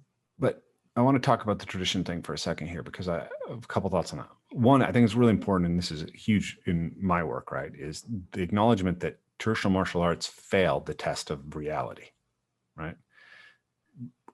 When it was karate and taekwondo and Japanese jiu-jitsu versus Brazilian jiu-jitsu and boxing and Muay Thai and wrestling, the later crushed, right? because their training was based on exposure to some kind of reality. There's a real skin in the game thing there. And so that's where the Jitsu has gone, right? But you talked about that meathead like guy, the MMA guy, right? And how there's something maybe missing from that perspective as well. And I agree. I think that we need to recognize some of the value of the tradition, but a lot of the thing about the traditions is they're not even traditional, right? There's a lot of the stuff that is considered traditional martial arts is really Western industrialized pedagogy that was adopted during the modernization period in East Asia, and then has been sort of propagated as through dojos throughout the world. But that's not how the Okinawans or the Chinese were training 300 years ago or 200 years ago.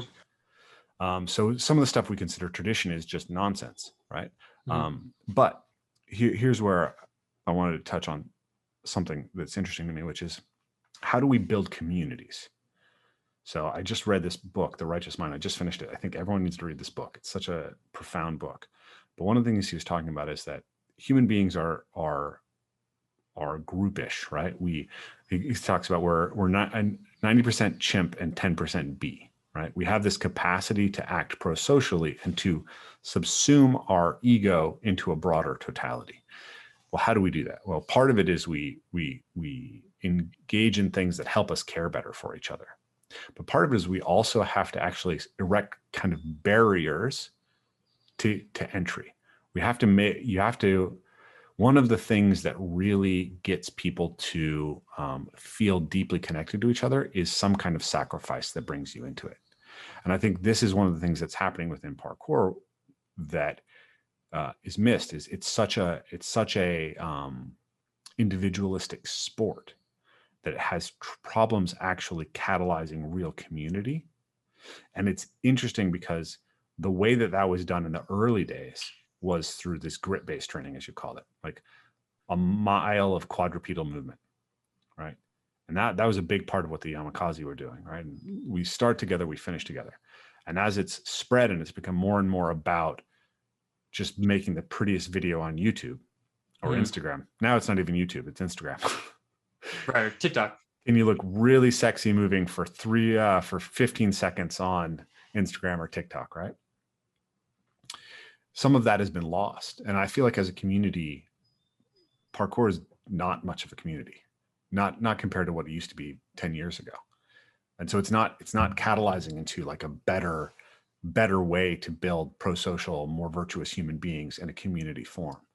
And so part of what I'm hearing from you, and maybe I'm just misinterpreting you, is that you see within the martial arts something that we can adopt to bring in and say, here are the rituals. Rituals are really bonding for people. Here are the rituals that we're going to decide to worship. It's like, so that bowing to the master thing, like there's a real power to that and also a real danger. The power to it is some kind of ritual catalyzes a common identity.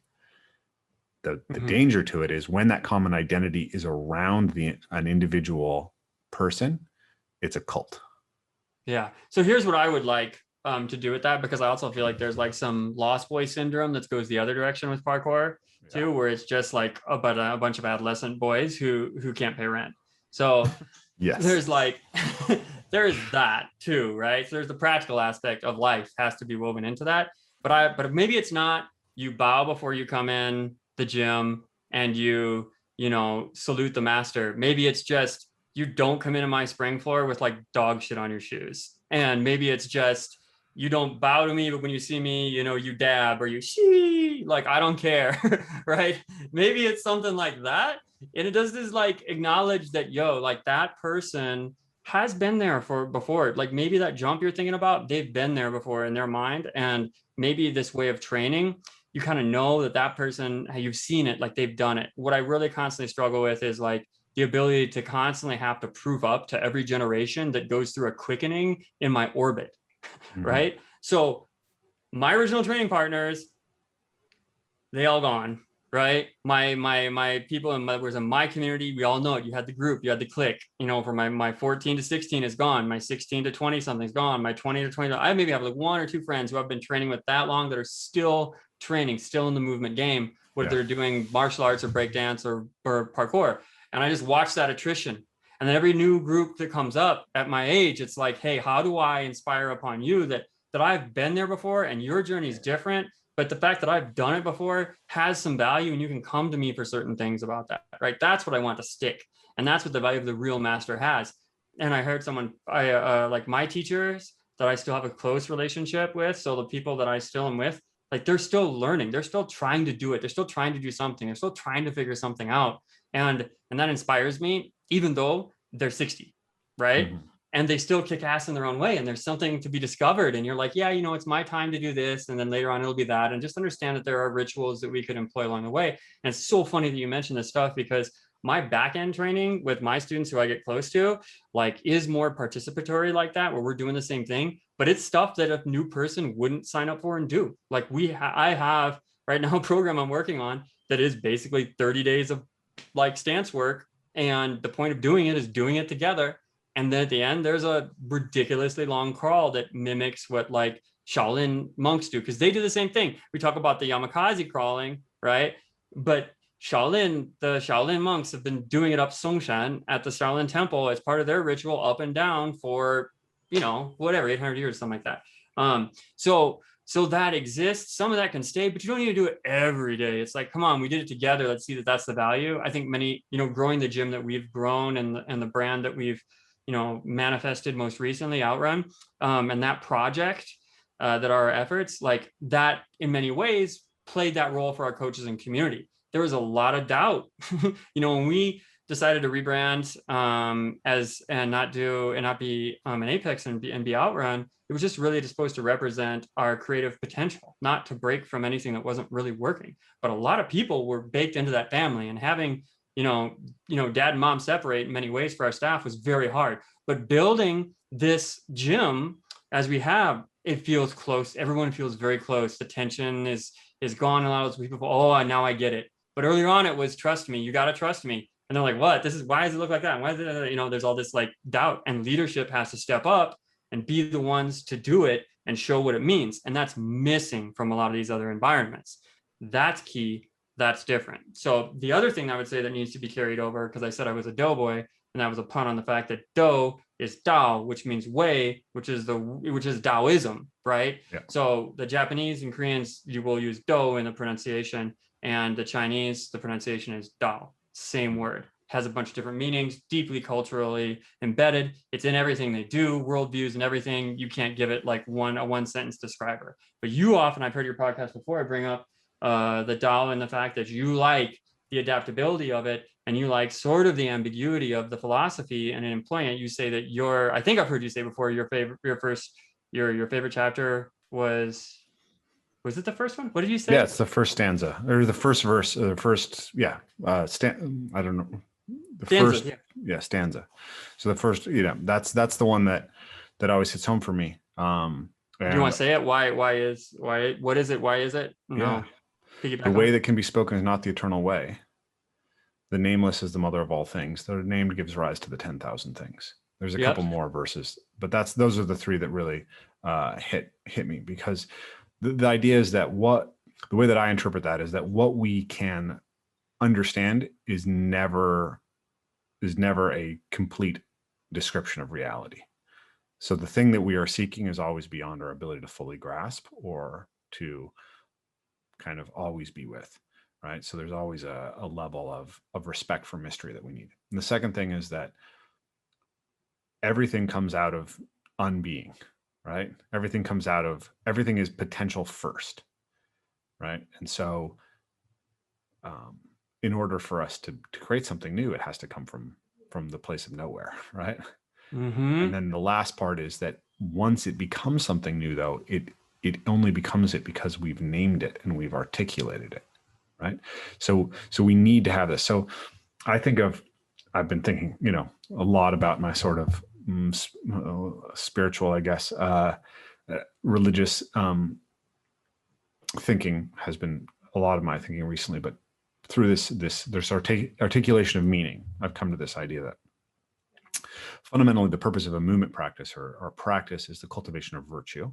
And I'm using a very specific meaning of virtue. I'm using it more in the traditional like Greek sense, where it was just your capacity to achieve something, not necessarily how good the thing you're achieving is, right? And then I have this 5 fundamental capacities, which is, can you recognize a problem? Right. The first thing to solving a problem is actually being able to see the nature of it, or to see that a problem is really there. So often people get their head stuck in the sand, right?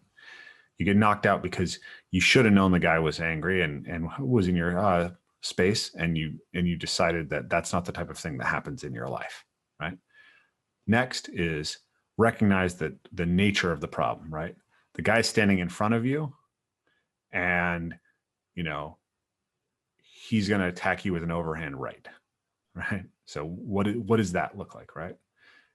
And then you have to have the emotional ability to deal with it, right? So as I'm standing there, am I going to panic because I can see this guy loading up that overhand right? Then do I have the physical strengths and qualities to apply any solution that I want? Last, do I have the skill? Do I know how to slip that overhand right and return whatever fire I want to return, right? So problems always go through this sequence. We always have to have those, right? You can look at it in another way. Like the most fundamental problem that a parkour athlete has when they first start training is, where are the jumps?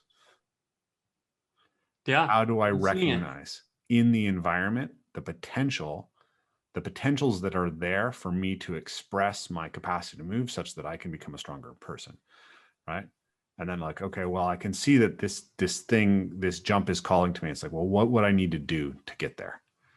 So I figured out that it's a 4-step run up. I need to start with my right foot, etc. Okay, I'm standing in front of it. Do I have the emotional strength to actually do it and not balk, right? Then are my legs actually strong enough? And if they're strong enough, am I accurate and consistent enough? And do I know how to do the type of jump that's needed in that situation? Right? Those are the things. So what I realized is that this description of capacity describes someone who's evil just as easily as it describes someone who is good. Right? Genghis Khan is great at this shit. Right? Adolf Hitler was good at it. Right? As much as we don't want to admire a man like that, like he was incredibly effective for a long period of time at what he was trying to do. It's just what he was trying to do was horrible, right? So how do we separate that? Well, the only conception of the good that I have found that makes full sense to me is that it's rooted in love, right? So the love that wants to bring good into being, the Christian concept of agape, right? So that's my highest principle. But then I would put almost outside of that, the idea that I think that's a really articulated, beautiful vision. And I think that it's really important that someone who accepts that vision also say, I still don't know. Mm-hmm. Yeah, exactly. I still don't understand it completely. All of these things are still beyond my capacity to fully understand. So I have my next set of axioms is respect the mystery, right? Serve love, seek truth, and cultivate virtue. If you do those things in life, then you're on the right, you're going to be approaching the right path. Yeah. I think there's an element of this too that's like, there's not just one way.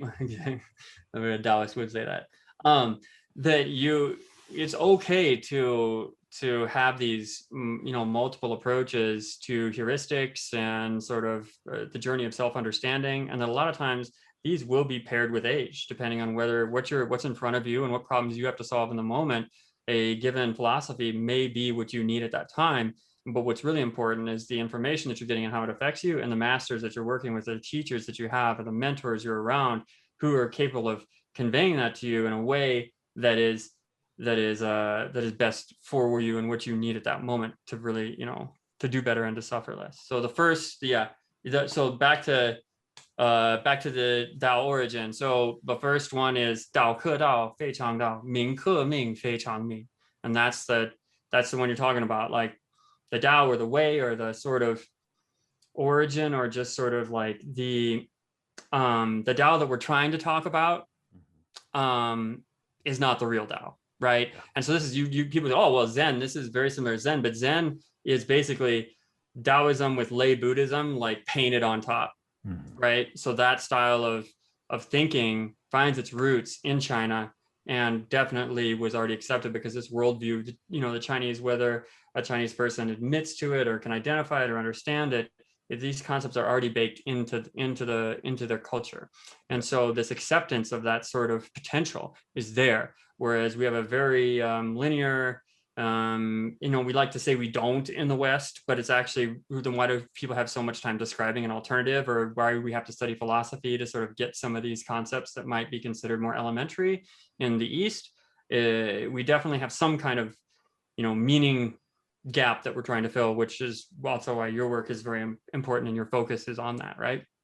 So I think that here's some other things that could be carried in that. That's baked into traditional Chinese martial arts, and I've brought it into the way that I teach.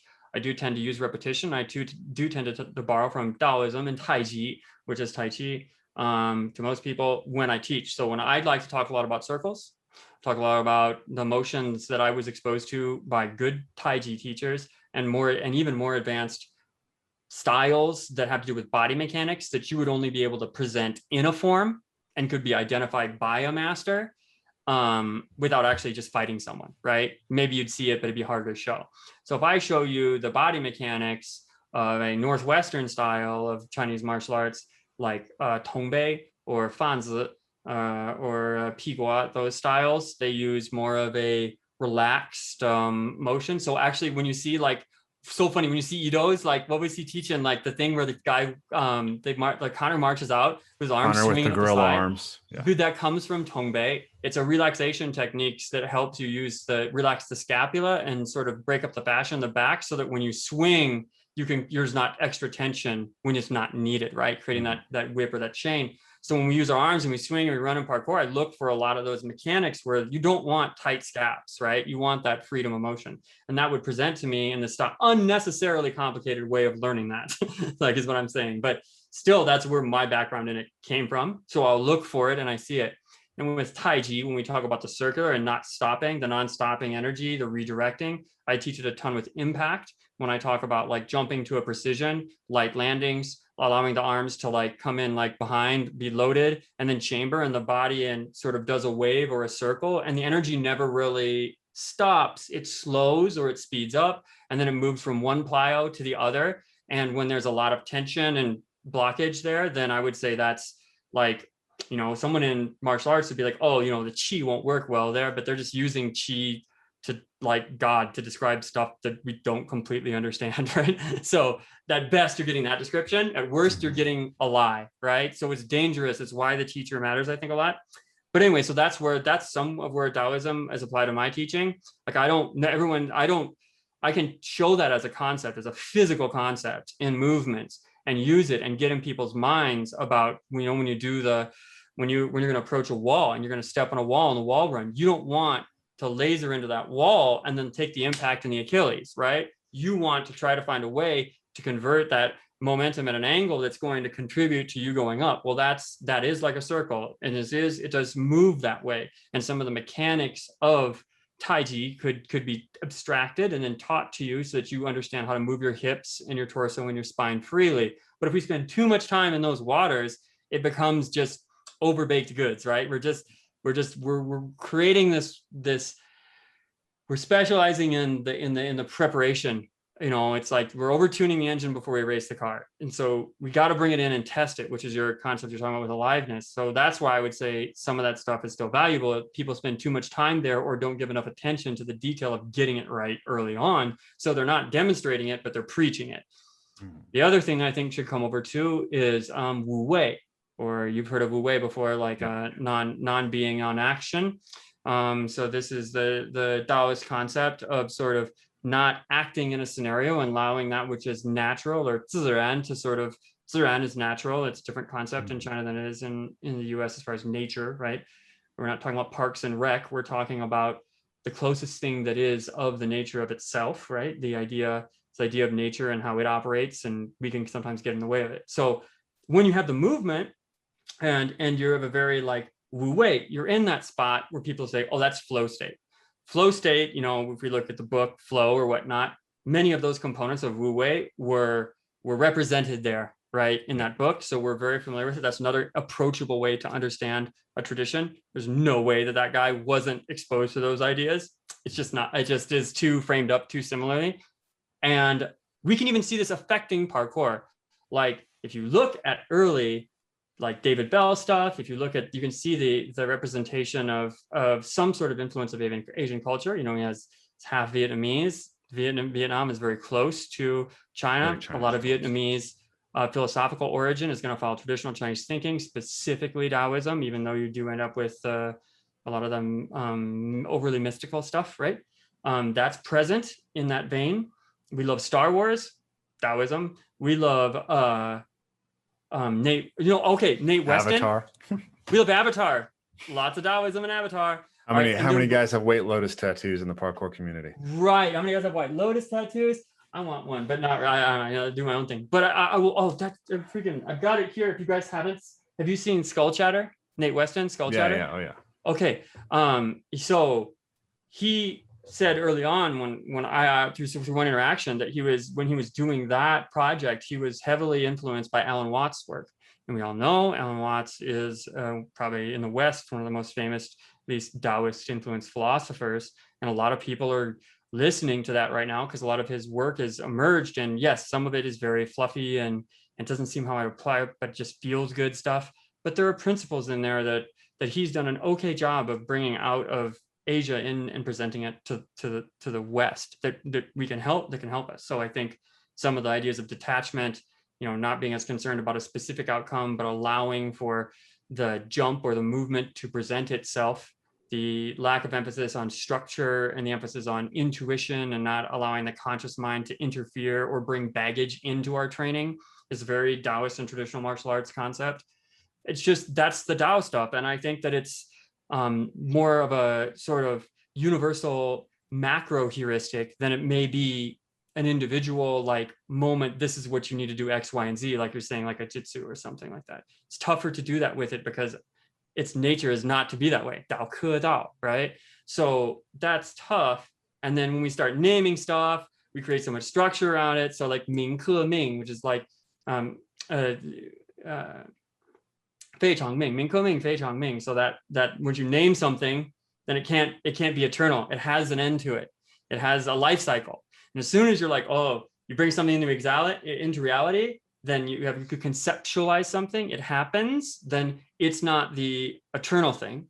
And then you name it, and then now you've brought into reality, it has an end, right? So there's many layers of that, but that sort of thinking about how we train in our adaptability and parkour and our ability to go to a different spot and reimagine it, and our attachment to Wu Wei and Ziran, nature, and Wu Wei, the love to go to a new spot and reinvent that spot and experience it new each time. These are all things that are Taoist. And we found them in parkour because parkour is very close to human nature. And I think that's the real endeavor, right, at the core. And then the Ziran, or the concept of nature in Chinese philosophy or Taoism, is obsessed with getting closer to that and understanding that that's really, your place. So those are the things I try to carry into my teaching, and you'll hear me use those metaphors, and I spin it as like a Karate Kid, like wax on, wax off joke, because it's deliverable. But my closest students, do get the opportunity to sort of like toss ideas around, and it's not that I'm their master teaching them.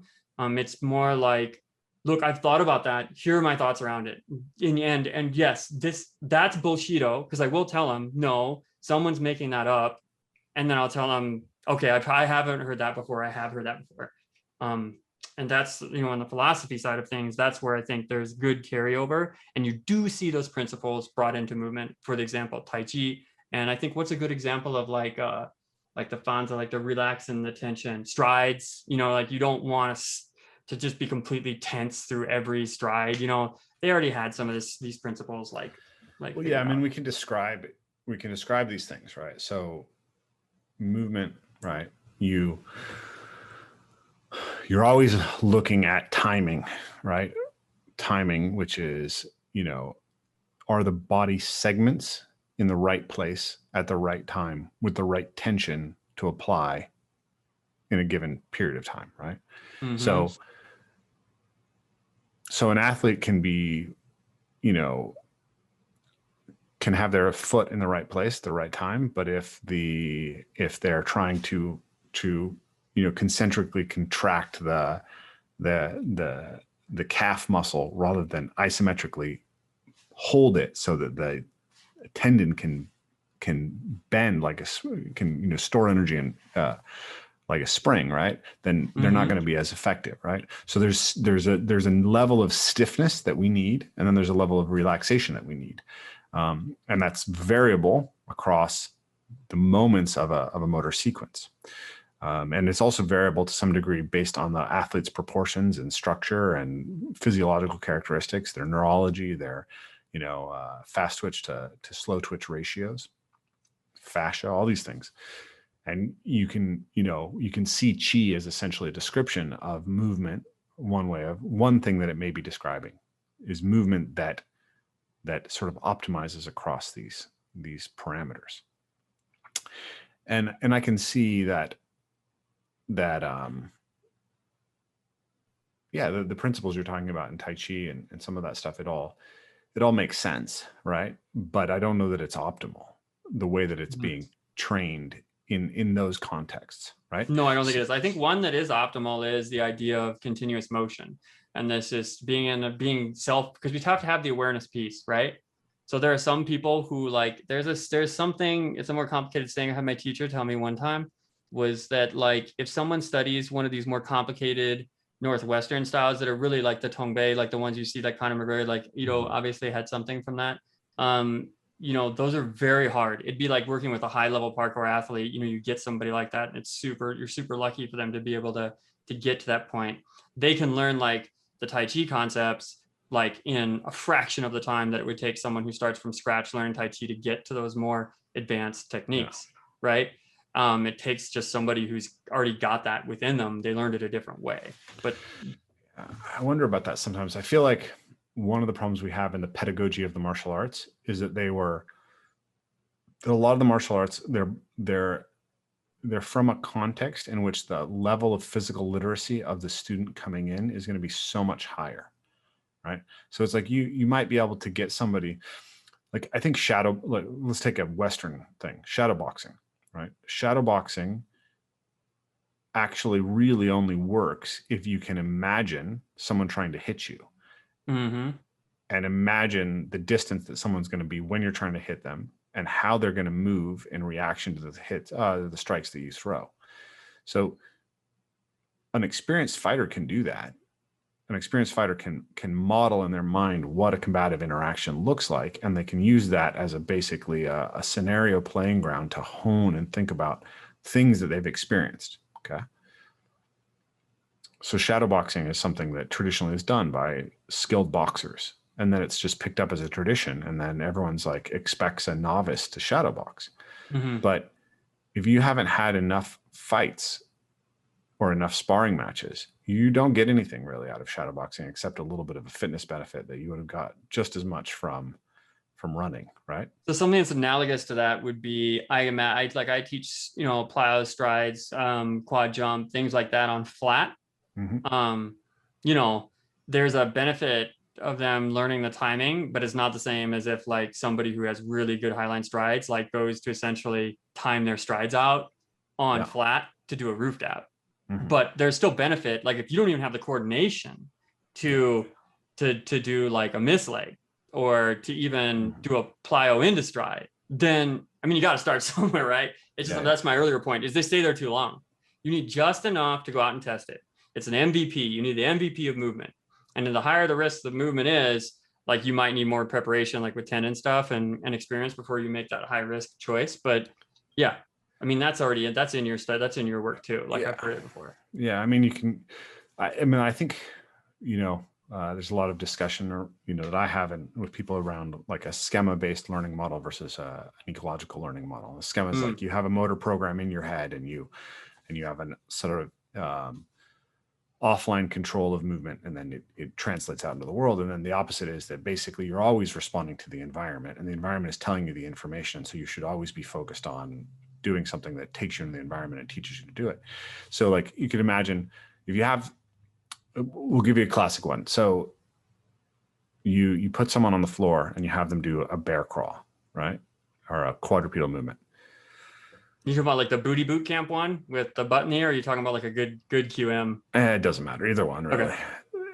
Either one, what you'll find is that approximately maybe half the students in a novice parkour class will adopt an ipsilateral pattern, right? They'll lift one hand and foot and hand on one side and not cross lateral. Okay. There's no reciprocation. It's not like an animal would move. Yeah. So, well, there are animals that pace like camels, but in any event, giraffes too, maybe. I don't know. Maybe I don't know. They're already weird. There are horses that pace, but that's beyond the scope of it.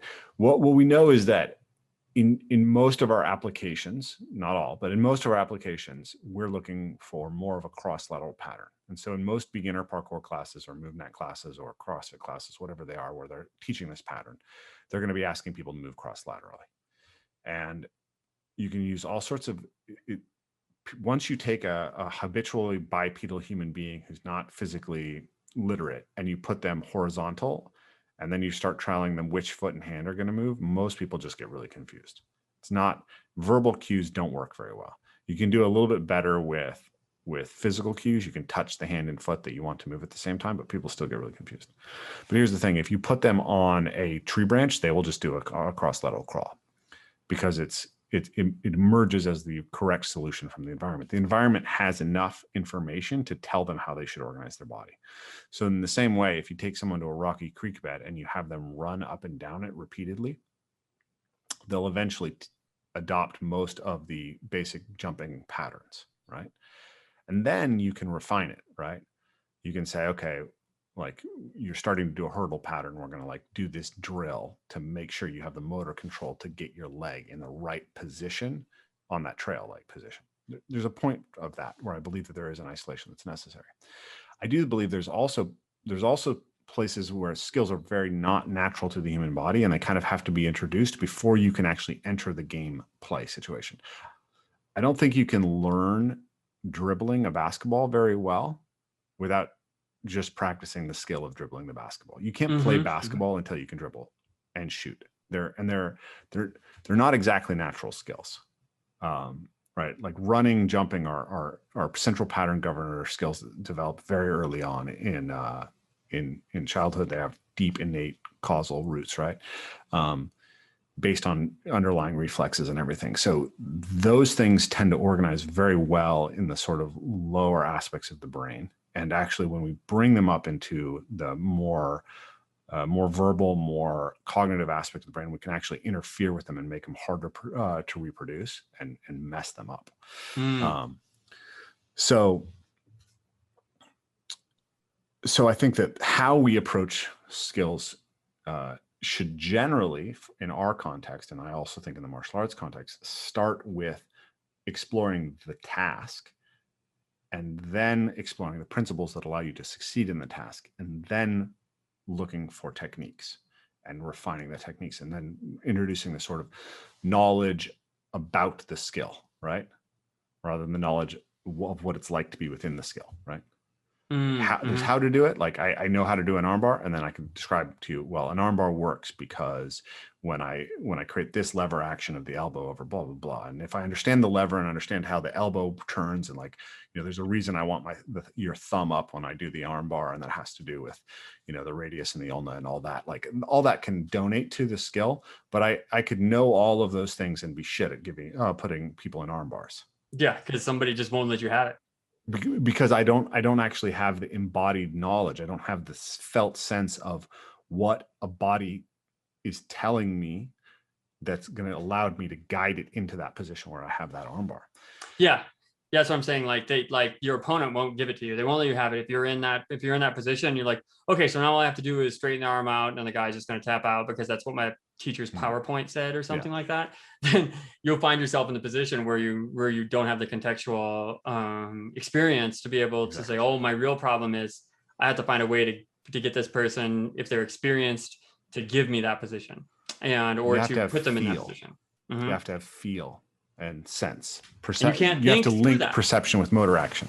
Which again is a that's found a lot in Eastern thought, like that natural, or sort of not natural, but just sort of the culturally or philosophically accepted answer that is almost anti-academic. That's something that needs to be experienced. You need to feel it, and getting closer to it is the priority over defining it. Is something that comes from that type of thinking. But don't get me wrong here. I don't think that parkour athletes need to learn martial arts, and I think it's a very odd. I'm a very odd duck, or you might be, or someone else might be who has a martial arts background who teaches parkour. Like, to be able to bring that in, it's certainly not for everyone. And I wouldn't say that the first thing someone should do who's doing parkour is to go take a martial arts class and make your parkour better. I think that it's very artful to weave those together, but that I think that there's value in the philosophies and traditions, because they had to teach that stuff a very long time.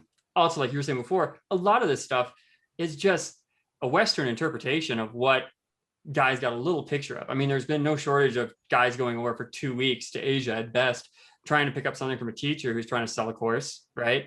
And then come back and build an entire system around it. You have to test it against reality. And I also think there's the reality that these lineages, like what they teach and what they think they're teaching, they may not have been that aligned.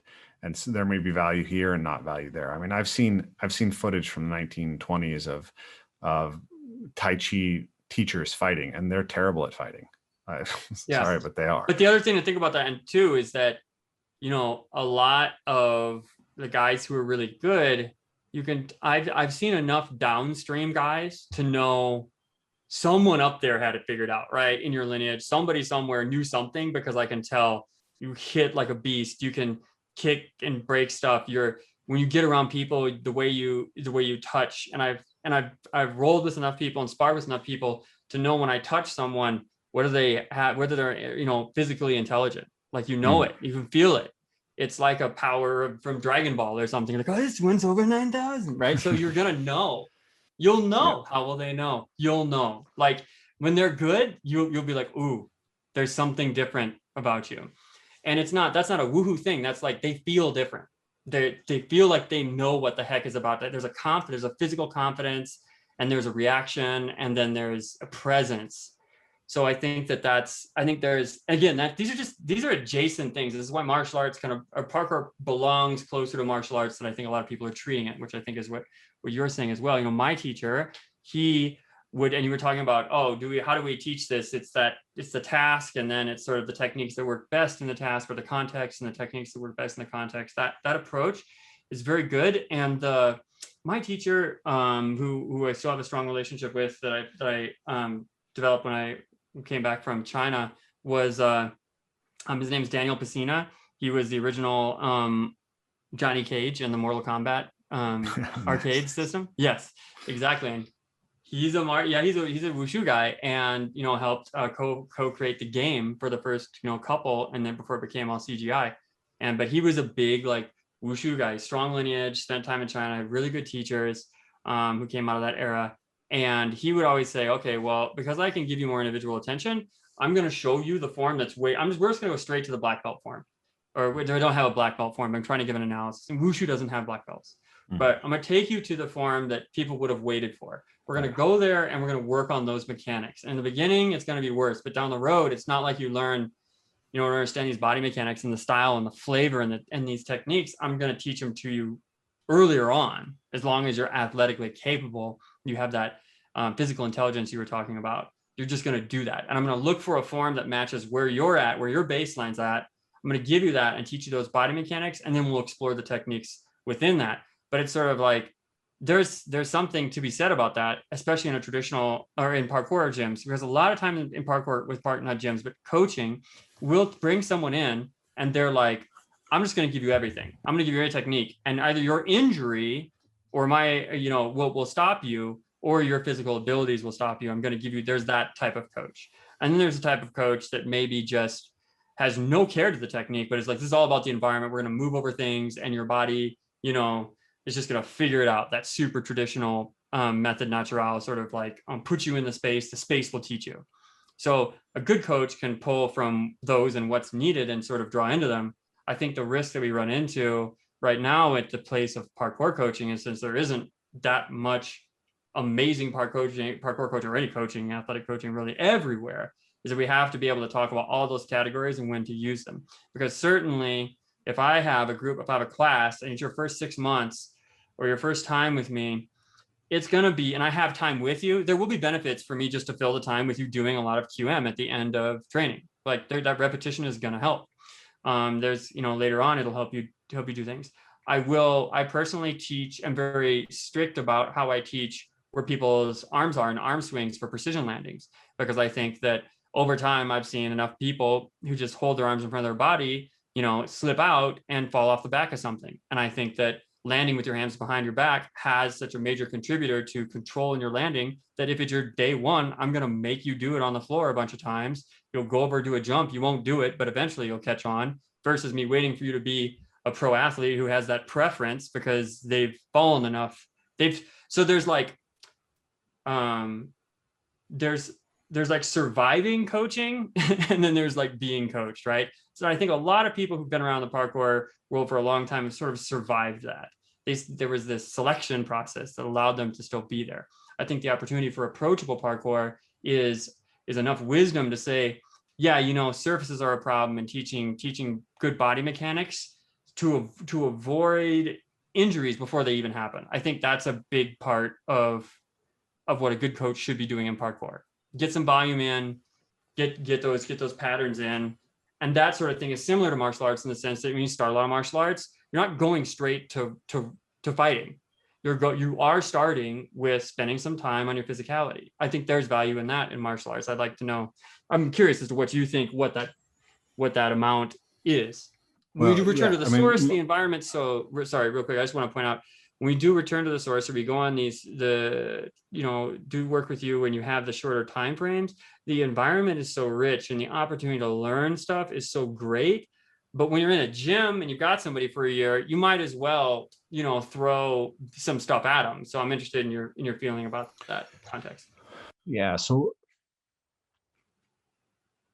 coaching helps, or coaching can help. Let's start with that.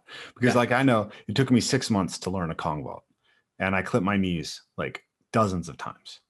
Okay. And then fast forward and I take my gymnastics brain and all the things that I'd learned teaching people gymnastics, and I break it down into here's how you do a ground Kong, and here's your arm setup, and here's your, let's just practice the split foot position. Right. And that became, I all of a sudden I was able to take a healthy young athlete and teach them to do a Kong vault in one class. Right. And it was like, okay, cool. Well, this is a lot better than 6 months. So that's kind of a schema-based motor control, right? Now you're breaking it down into pieces, and we know that can work. When I took people into nature, what I discovered is a lot of the cues that I expected to give, or a lot of the drills that I expected to have to use, they would figure out on their own.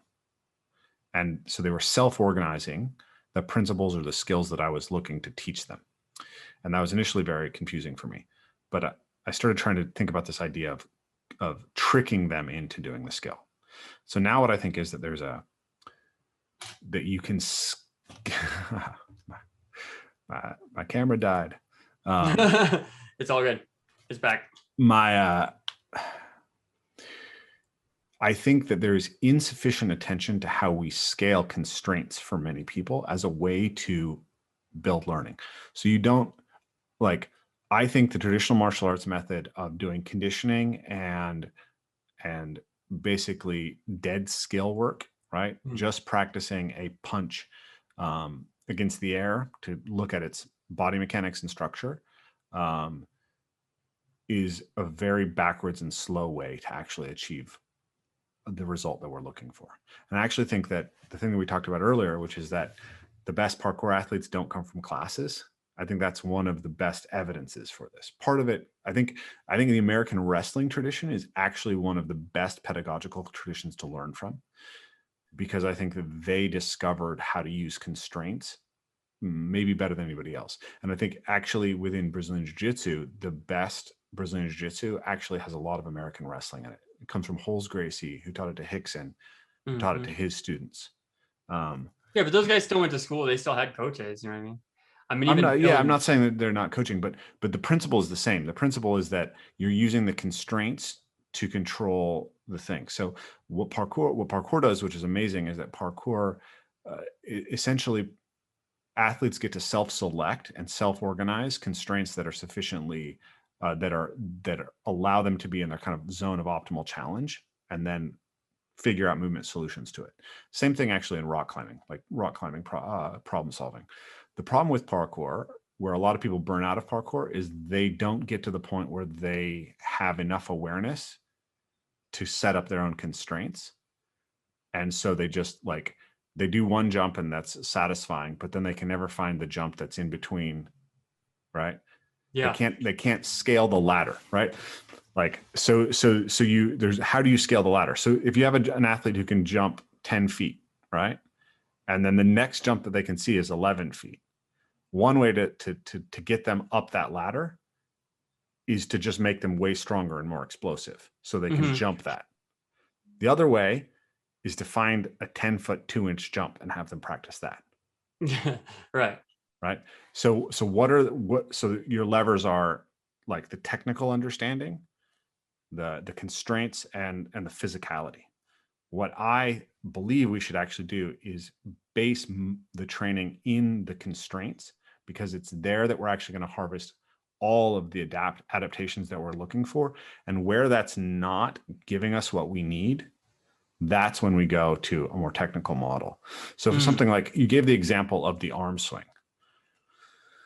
So the arm swing, so in motor learning theory, we talk about, they talk about fluctuators and attractors. Okay, so an attractor is something that has to be the same basically every time, and a fluctuator is something that is variable.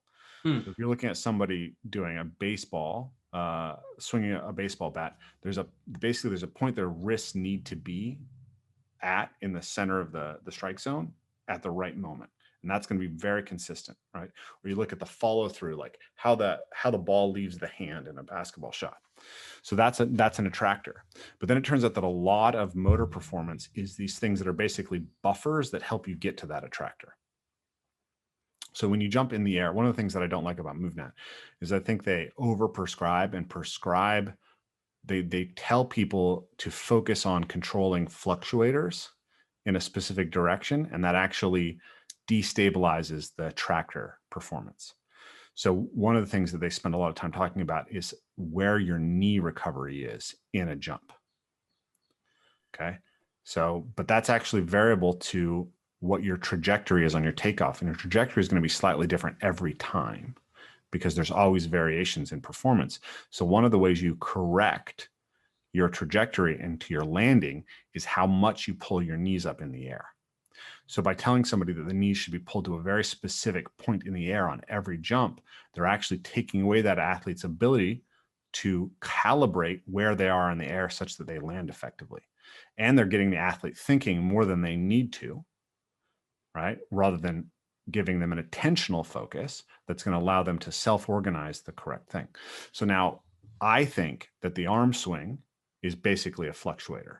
But there's an aspect of it, like this arm swinging down and back is going to happen every time. But the amount of back is going to change. And there's actually also the variation of the arm swinging straight back versus circling and how much they flap out.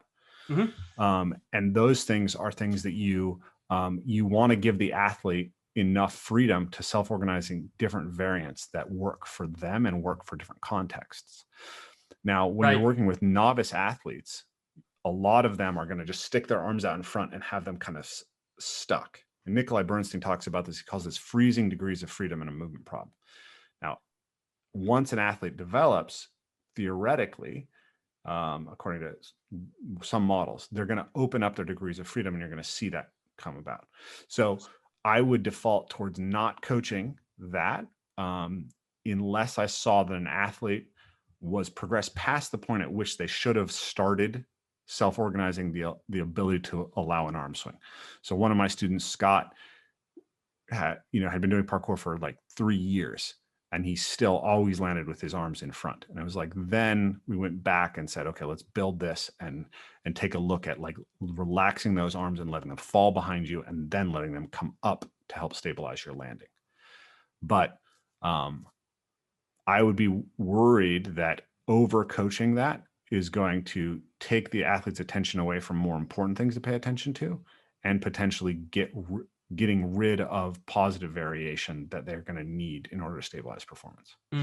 Yeah, I think that we might have to look at the first of all, I never say this is always the thing that I'm doing for blanket on coaching on things. Mm-hmm. In my experience, in the setting that I've been working on with my typical student base, the risk of slipping on a precision and sort of the having to go back. So some of this is stuff like I definitely would describe the difference between the straight arm swing and then sort of the backstroke style swing. Mm-hmm. But when I go on to teach things like plyos, and then it's like I have to go back to the drawing board too much. That's one that I tend to stick to. That's just one. I mean, there are other ones like maybe some techniques in like strides or some brachiation stuff that I would just leave alone. I'd like get from here to there, right? But the arm swing one I really like because it's just such a tough movement pattern that if I let them go for so long and they haven't, then I have to go back and as a novice athlete and teach them that. However, I will say there's a sliding scale on that between adults and youth. With my adult students, it's flipped. It's like 80%, you're going to do more repetition. I'm going to talk to you about technique more. And about 20% of what you do is going to be more explorative, just because I found that, at least in my environment, in my setting, the way I have stuff set up, there's more risk aversion there for injury. And in my setting, I'm generally more concerned about that. Someone's just signed up for 6 months, a year, or has paid me for private lessons or something. I want to make sure that they're healthy above anything else, pretty much.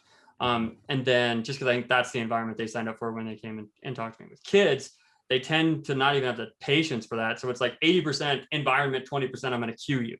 So like what happens is, I ended with more powerful youth students coming in and meeting in our higher level programs with adults who are technically cleaner, but like don't have the same gusto and sort of almost they're cleaner. So their risk for injury, I think, is less, but they're not as like, wild or contextually experienced. Like you're saying, the younger kids can just take more blows when it comes to like mistakes, right?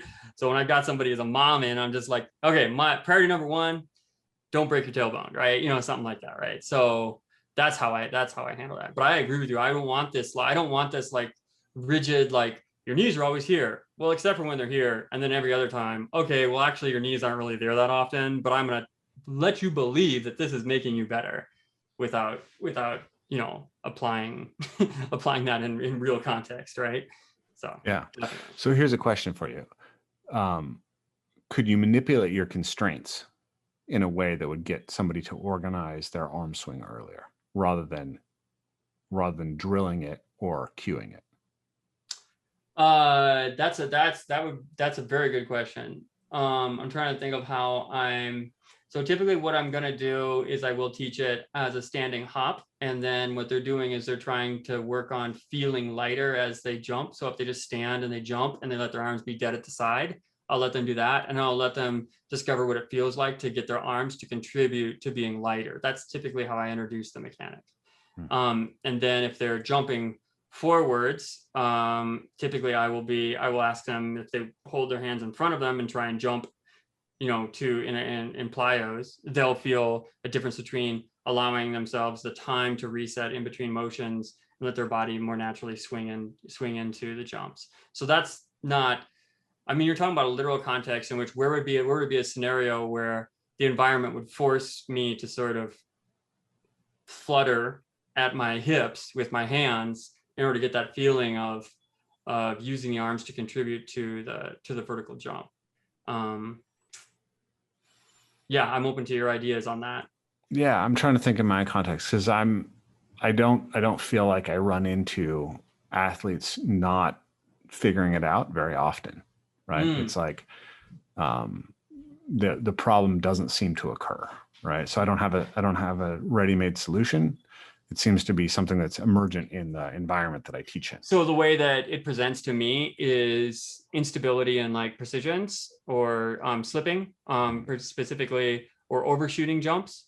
And the other way that it presents to me is the inability to link plyos in jumps. And I think that that's a major contributing factor to preparedness for the plyo. And so that's symptomatically how the movement, dare I call it pathology, presents to me, is in that manner.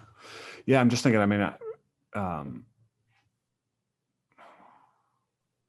maybe some athletes are struggling with it and I'm not noticing it, but I'm just wondering, like, what's going on with that?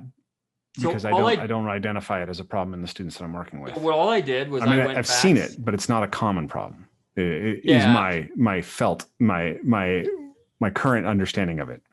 I think there's many people that would probably agree with you, because I have had this conversation before, and there are scenarios where you don't even use it, like transitioning up on from like a monkey plant or a Kong up, like you don't need that. It's something that I think pays dividends that people can focus on, that gives them a finesse and a task that allows their movement patterns to be cleaner, more efficient, that doesn't involve just making their jump bigger in parkour. And I think that's something that I think is very important too, is that there should be elements of finesse that you can focus on. I'm a big style guy. Like, I would say that I'm just as much style as I am practicality when it comes to my movement. So I do care about that aspect as well. And I think it contributes well to finesse. So, the arm swing timing is very important and valuable. Yes. Like, one thing that I've been working on recently is a gather step front flip versus a Webster. So I want to use an underthrow. So my arms go behind and come forward on my takeoff. There's a subtle difference between the timing that you use on the arm swing for a Webster takeoff, where your back leg is kicking up, or a Kong ball where you're reaching forward and grabbing something, or a gather step where you need to be able to utilize the power of those arms being down, because basically when the arms swing down, they increase the ground reaction force of the legs against the ground. You get this elastic response from the arms. Okay, so that helps you power up through the extension. But the problem is that if you keep extending, then you can't tuck, right? So you get a sloppy tuck. Yep. So the timing has to be modified generally in order to make the gather step work. And so essentially what I've noticed, or what it seems to be happening for me, though I don't know how consistent this is that I'm shortening the lever of my arms at a certain point. I'm bending my elbows in order to essentially shoot my hands upwards rather than sort of swing them in a longer arc at a certain point in the gather step. This is actually something that I was cued to do by Johan Leroux 7 years ago. But I never quite could get it. I didn't get the feel for it. But he said, swing your arms down and then punch up like Superman to do a front flip. But this is the type of thing that timing is critical, and timing your arm swings on strides and timing your arm swings on plyos is critical. But the question is that something that you want the athlete to be paying attention to, versus giving them another attentional cue that will get them to organize their arms in that way? Yeah, I think that's the wisdom of coaching. Like, if you're a super solid, like, coaching is so much of coaching is knowing the time. It's like a joke. It's the timing of a cue. You know what I mean? Mm-hmm. Like, you hit them just right, and they're like, oh, I like to say like the Zen koans are like spiritual humor. You're not laughing, but it's enlightenment. Like, there's this level of awareness, like, so like somebody who's a good spiritual comedian may not be funny, but he can, like, crack enlightenment in like a second, right? That's that would be crack enlightenment. So there's that aha moment feeling. I think coaches with cues can do that too. And I don't have a ton, but I do know that when I teach people this way, my injury rates are very, very, very low. And I know that we sort of have, the way we do our programming is that adults and sort of teens converge in the higher levels of classes, which would be basically a level 3 class-ish type thing. but they take different journeys there. One's more concerned about exploration and body awareness and dealing with risk, and the other one's more concerned about generally safety and sustainable training as you get into adults, right? I put an emphasis on that. But when they meet, like, they work really well together. And I think that that's because they've done some more drilling like this. If I had like a quip or a cute cue that I think it's more desirable, because I think that we generally agree, I think both of us agree, that learning contextually is superior to me giving you 5 different drills to work on and you having to orchestrate that into application in some other more relevant context, right? I'm taking from a less relevant context. I'm fragmenting movement, essentially teaching you 5 different movements in which you're going to be doing in the hopes that makes you better at applying this when the time comes. It's also why a lot of people do band challenges at gyms where they have like, you do individual skills, or you sign off on like, not skills, but like push-ups and pull-ups, things that are less relevant to parkour. Whereas ours is we teach and work with you to get to the point where you complete the course, and there isn't rigidity around, oh, you used your knees there, whatever. The goal is you're already doing that by habit. And if you do it in the course, it's because you just had to, or you just were nervous or something like that. We're not going to ding you. It's like, you did it, you started it, you stopped it, good to go. And the quality of how you did it and how it looks, well, that was our fault earlier on in classes, right? That's how we handle our challenges too, because it's just not, it's less authentic to see people do like that. This is something that Ninja does, right? Where they have like, you see people that go to one station, they chalk up and then they get ready. And then they're like, okay, now I'm going to do this task. And then they get done and they do a lap and people clap and they breathe and they look like dramatic, like they're on TV, and they do the next one. Versus in parkour, they show up and it's like you took a domesticated cat and then you released him as like this sort of like outdoor terror, right? Who can move through everything. Like that's what you want to have. So that's the end in mind. And so I love those cues. If there was a channel that just did, look, here's 5 things you're using to teach this wrong, I'm gonna give you one cue and the person's gonna get it, I'd subscribe. I'd freaking pay for that tomorrow. I feel like I have a lot of that, but I'm just saying, like, if I'm always open to those ideas for sure. Mm-hmm. Yeah, actually, Nick Winkleman and I have talked about that, about basically creating a cue library for parkour and different sports, and how we can organize this information better. That'd be fun if I could spend some attention to that. So we've been going a little bit longer than I expected. I have other things I need to get done today. Travis, is super fun to have this chat with you, and I'm sure we'll chat more in the future, and hope you can come out and visit us again soon.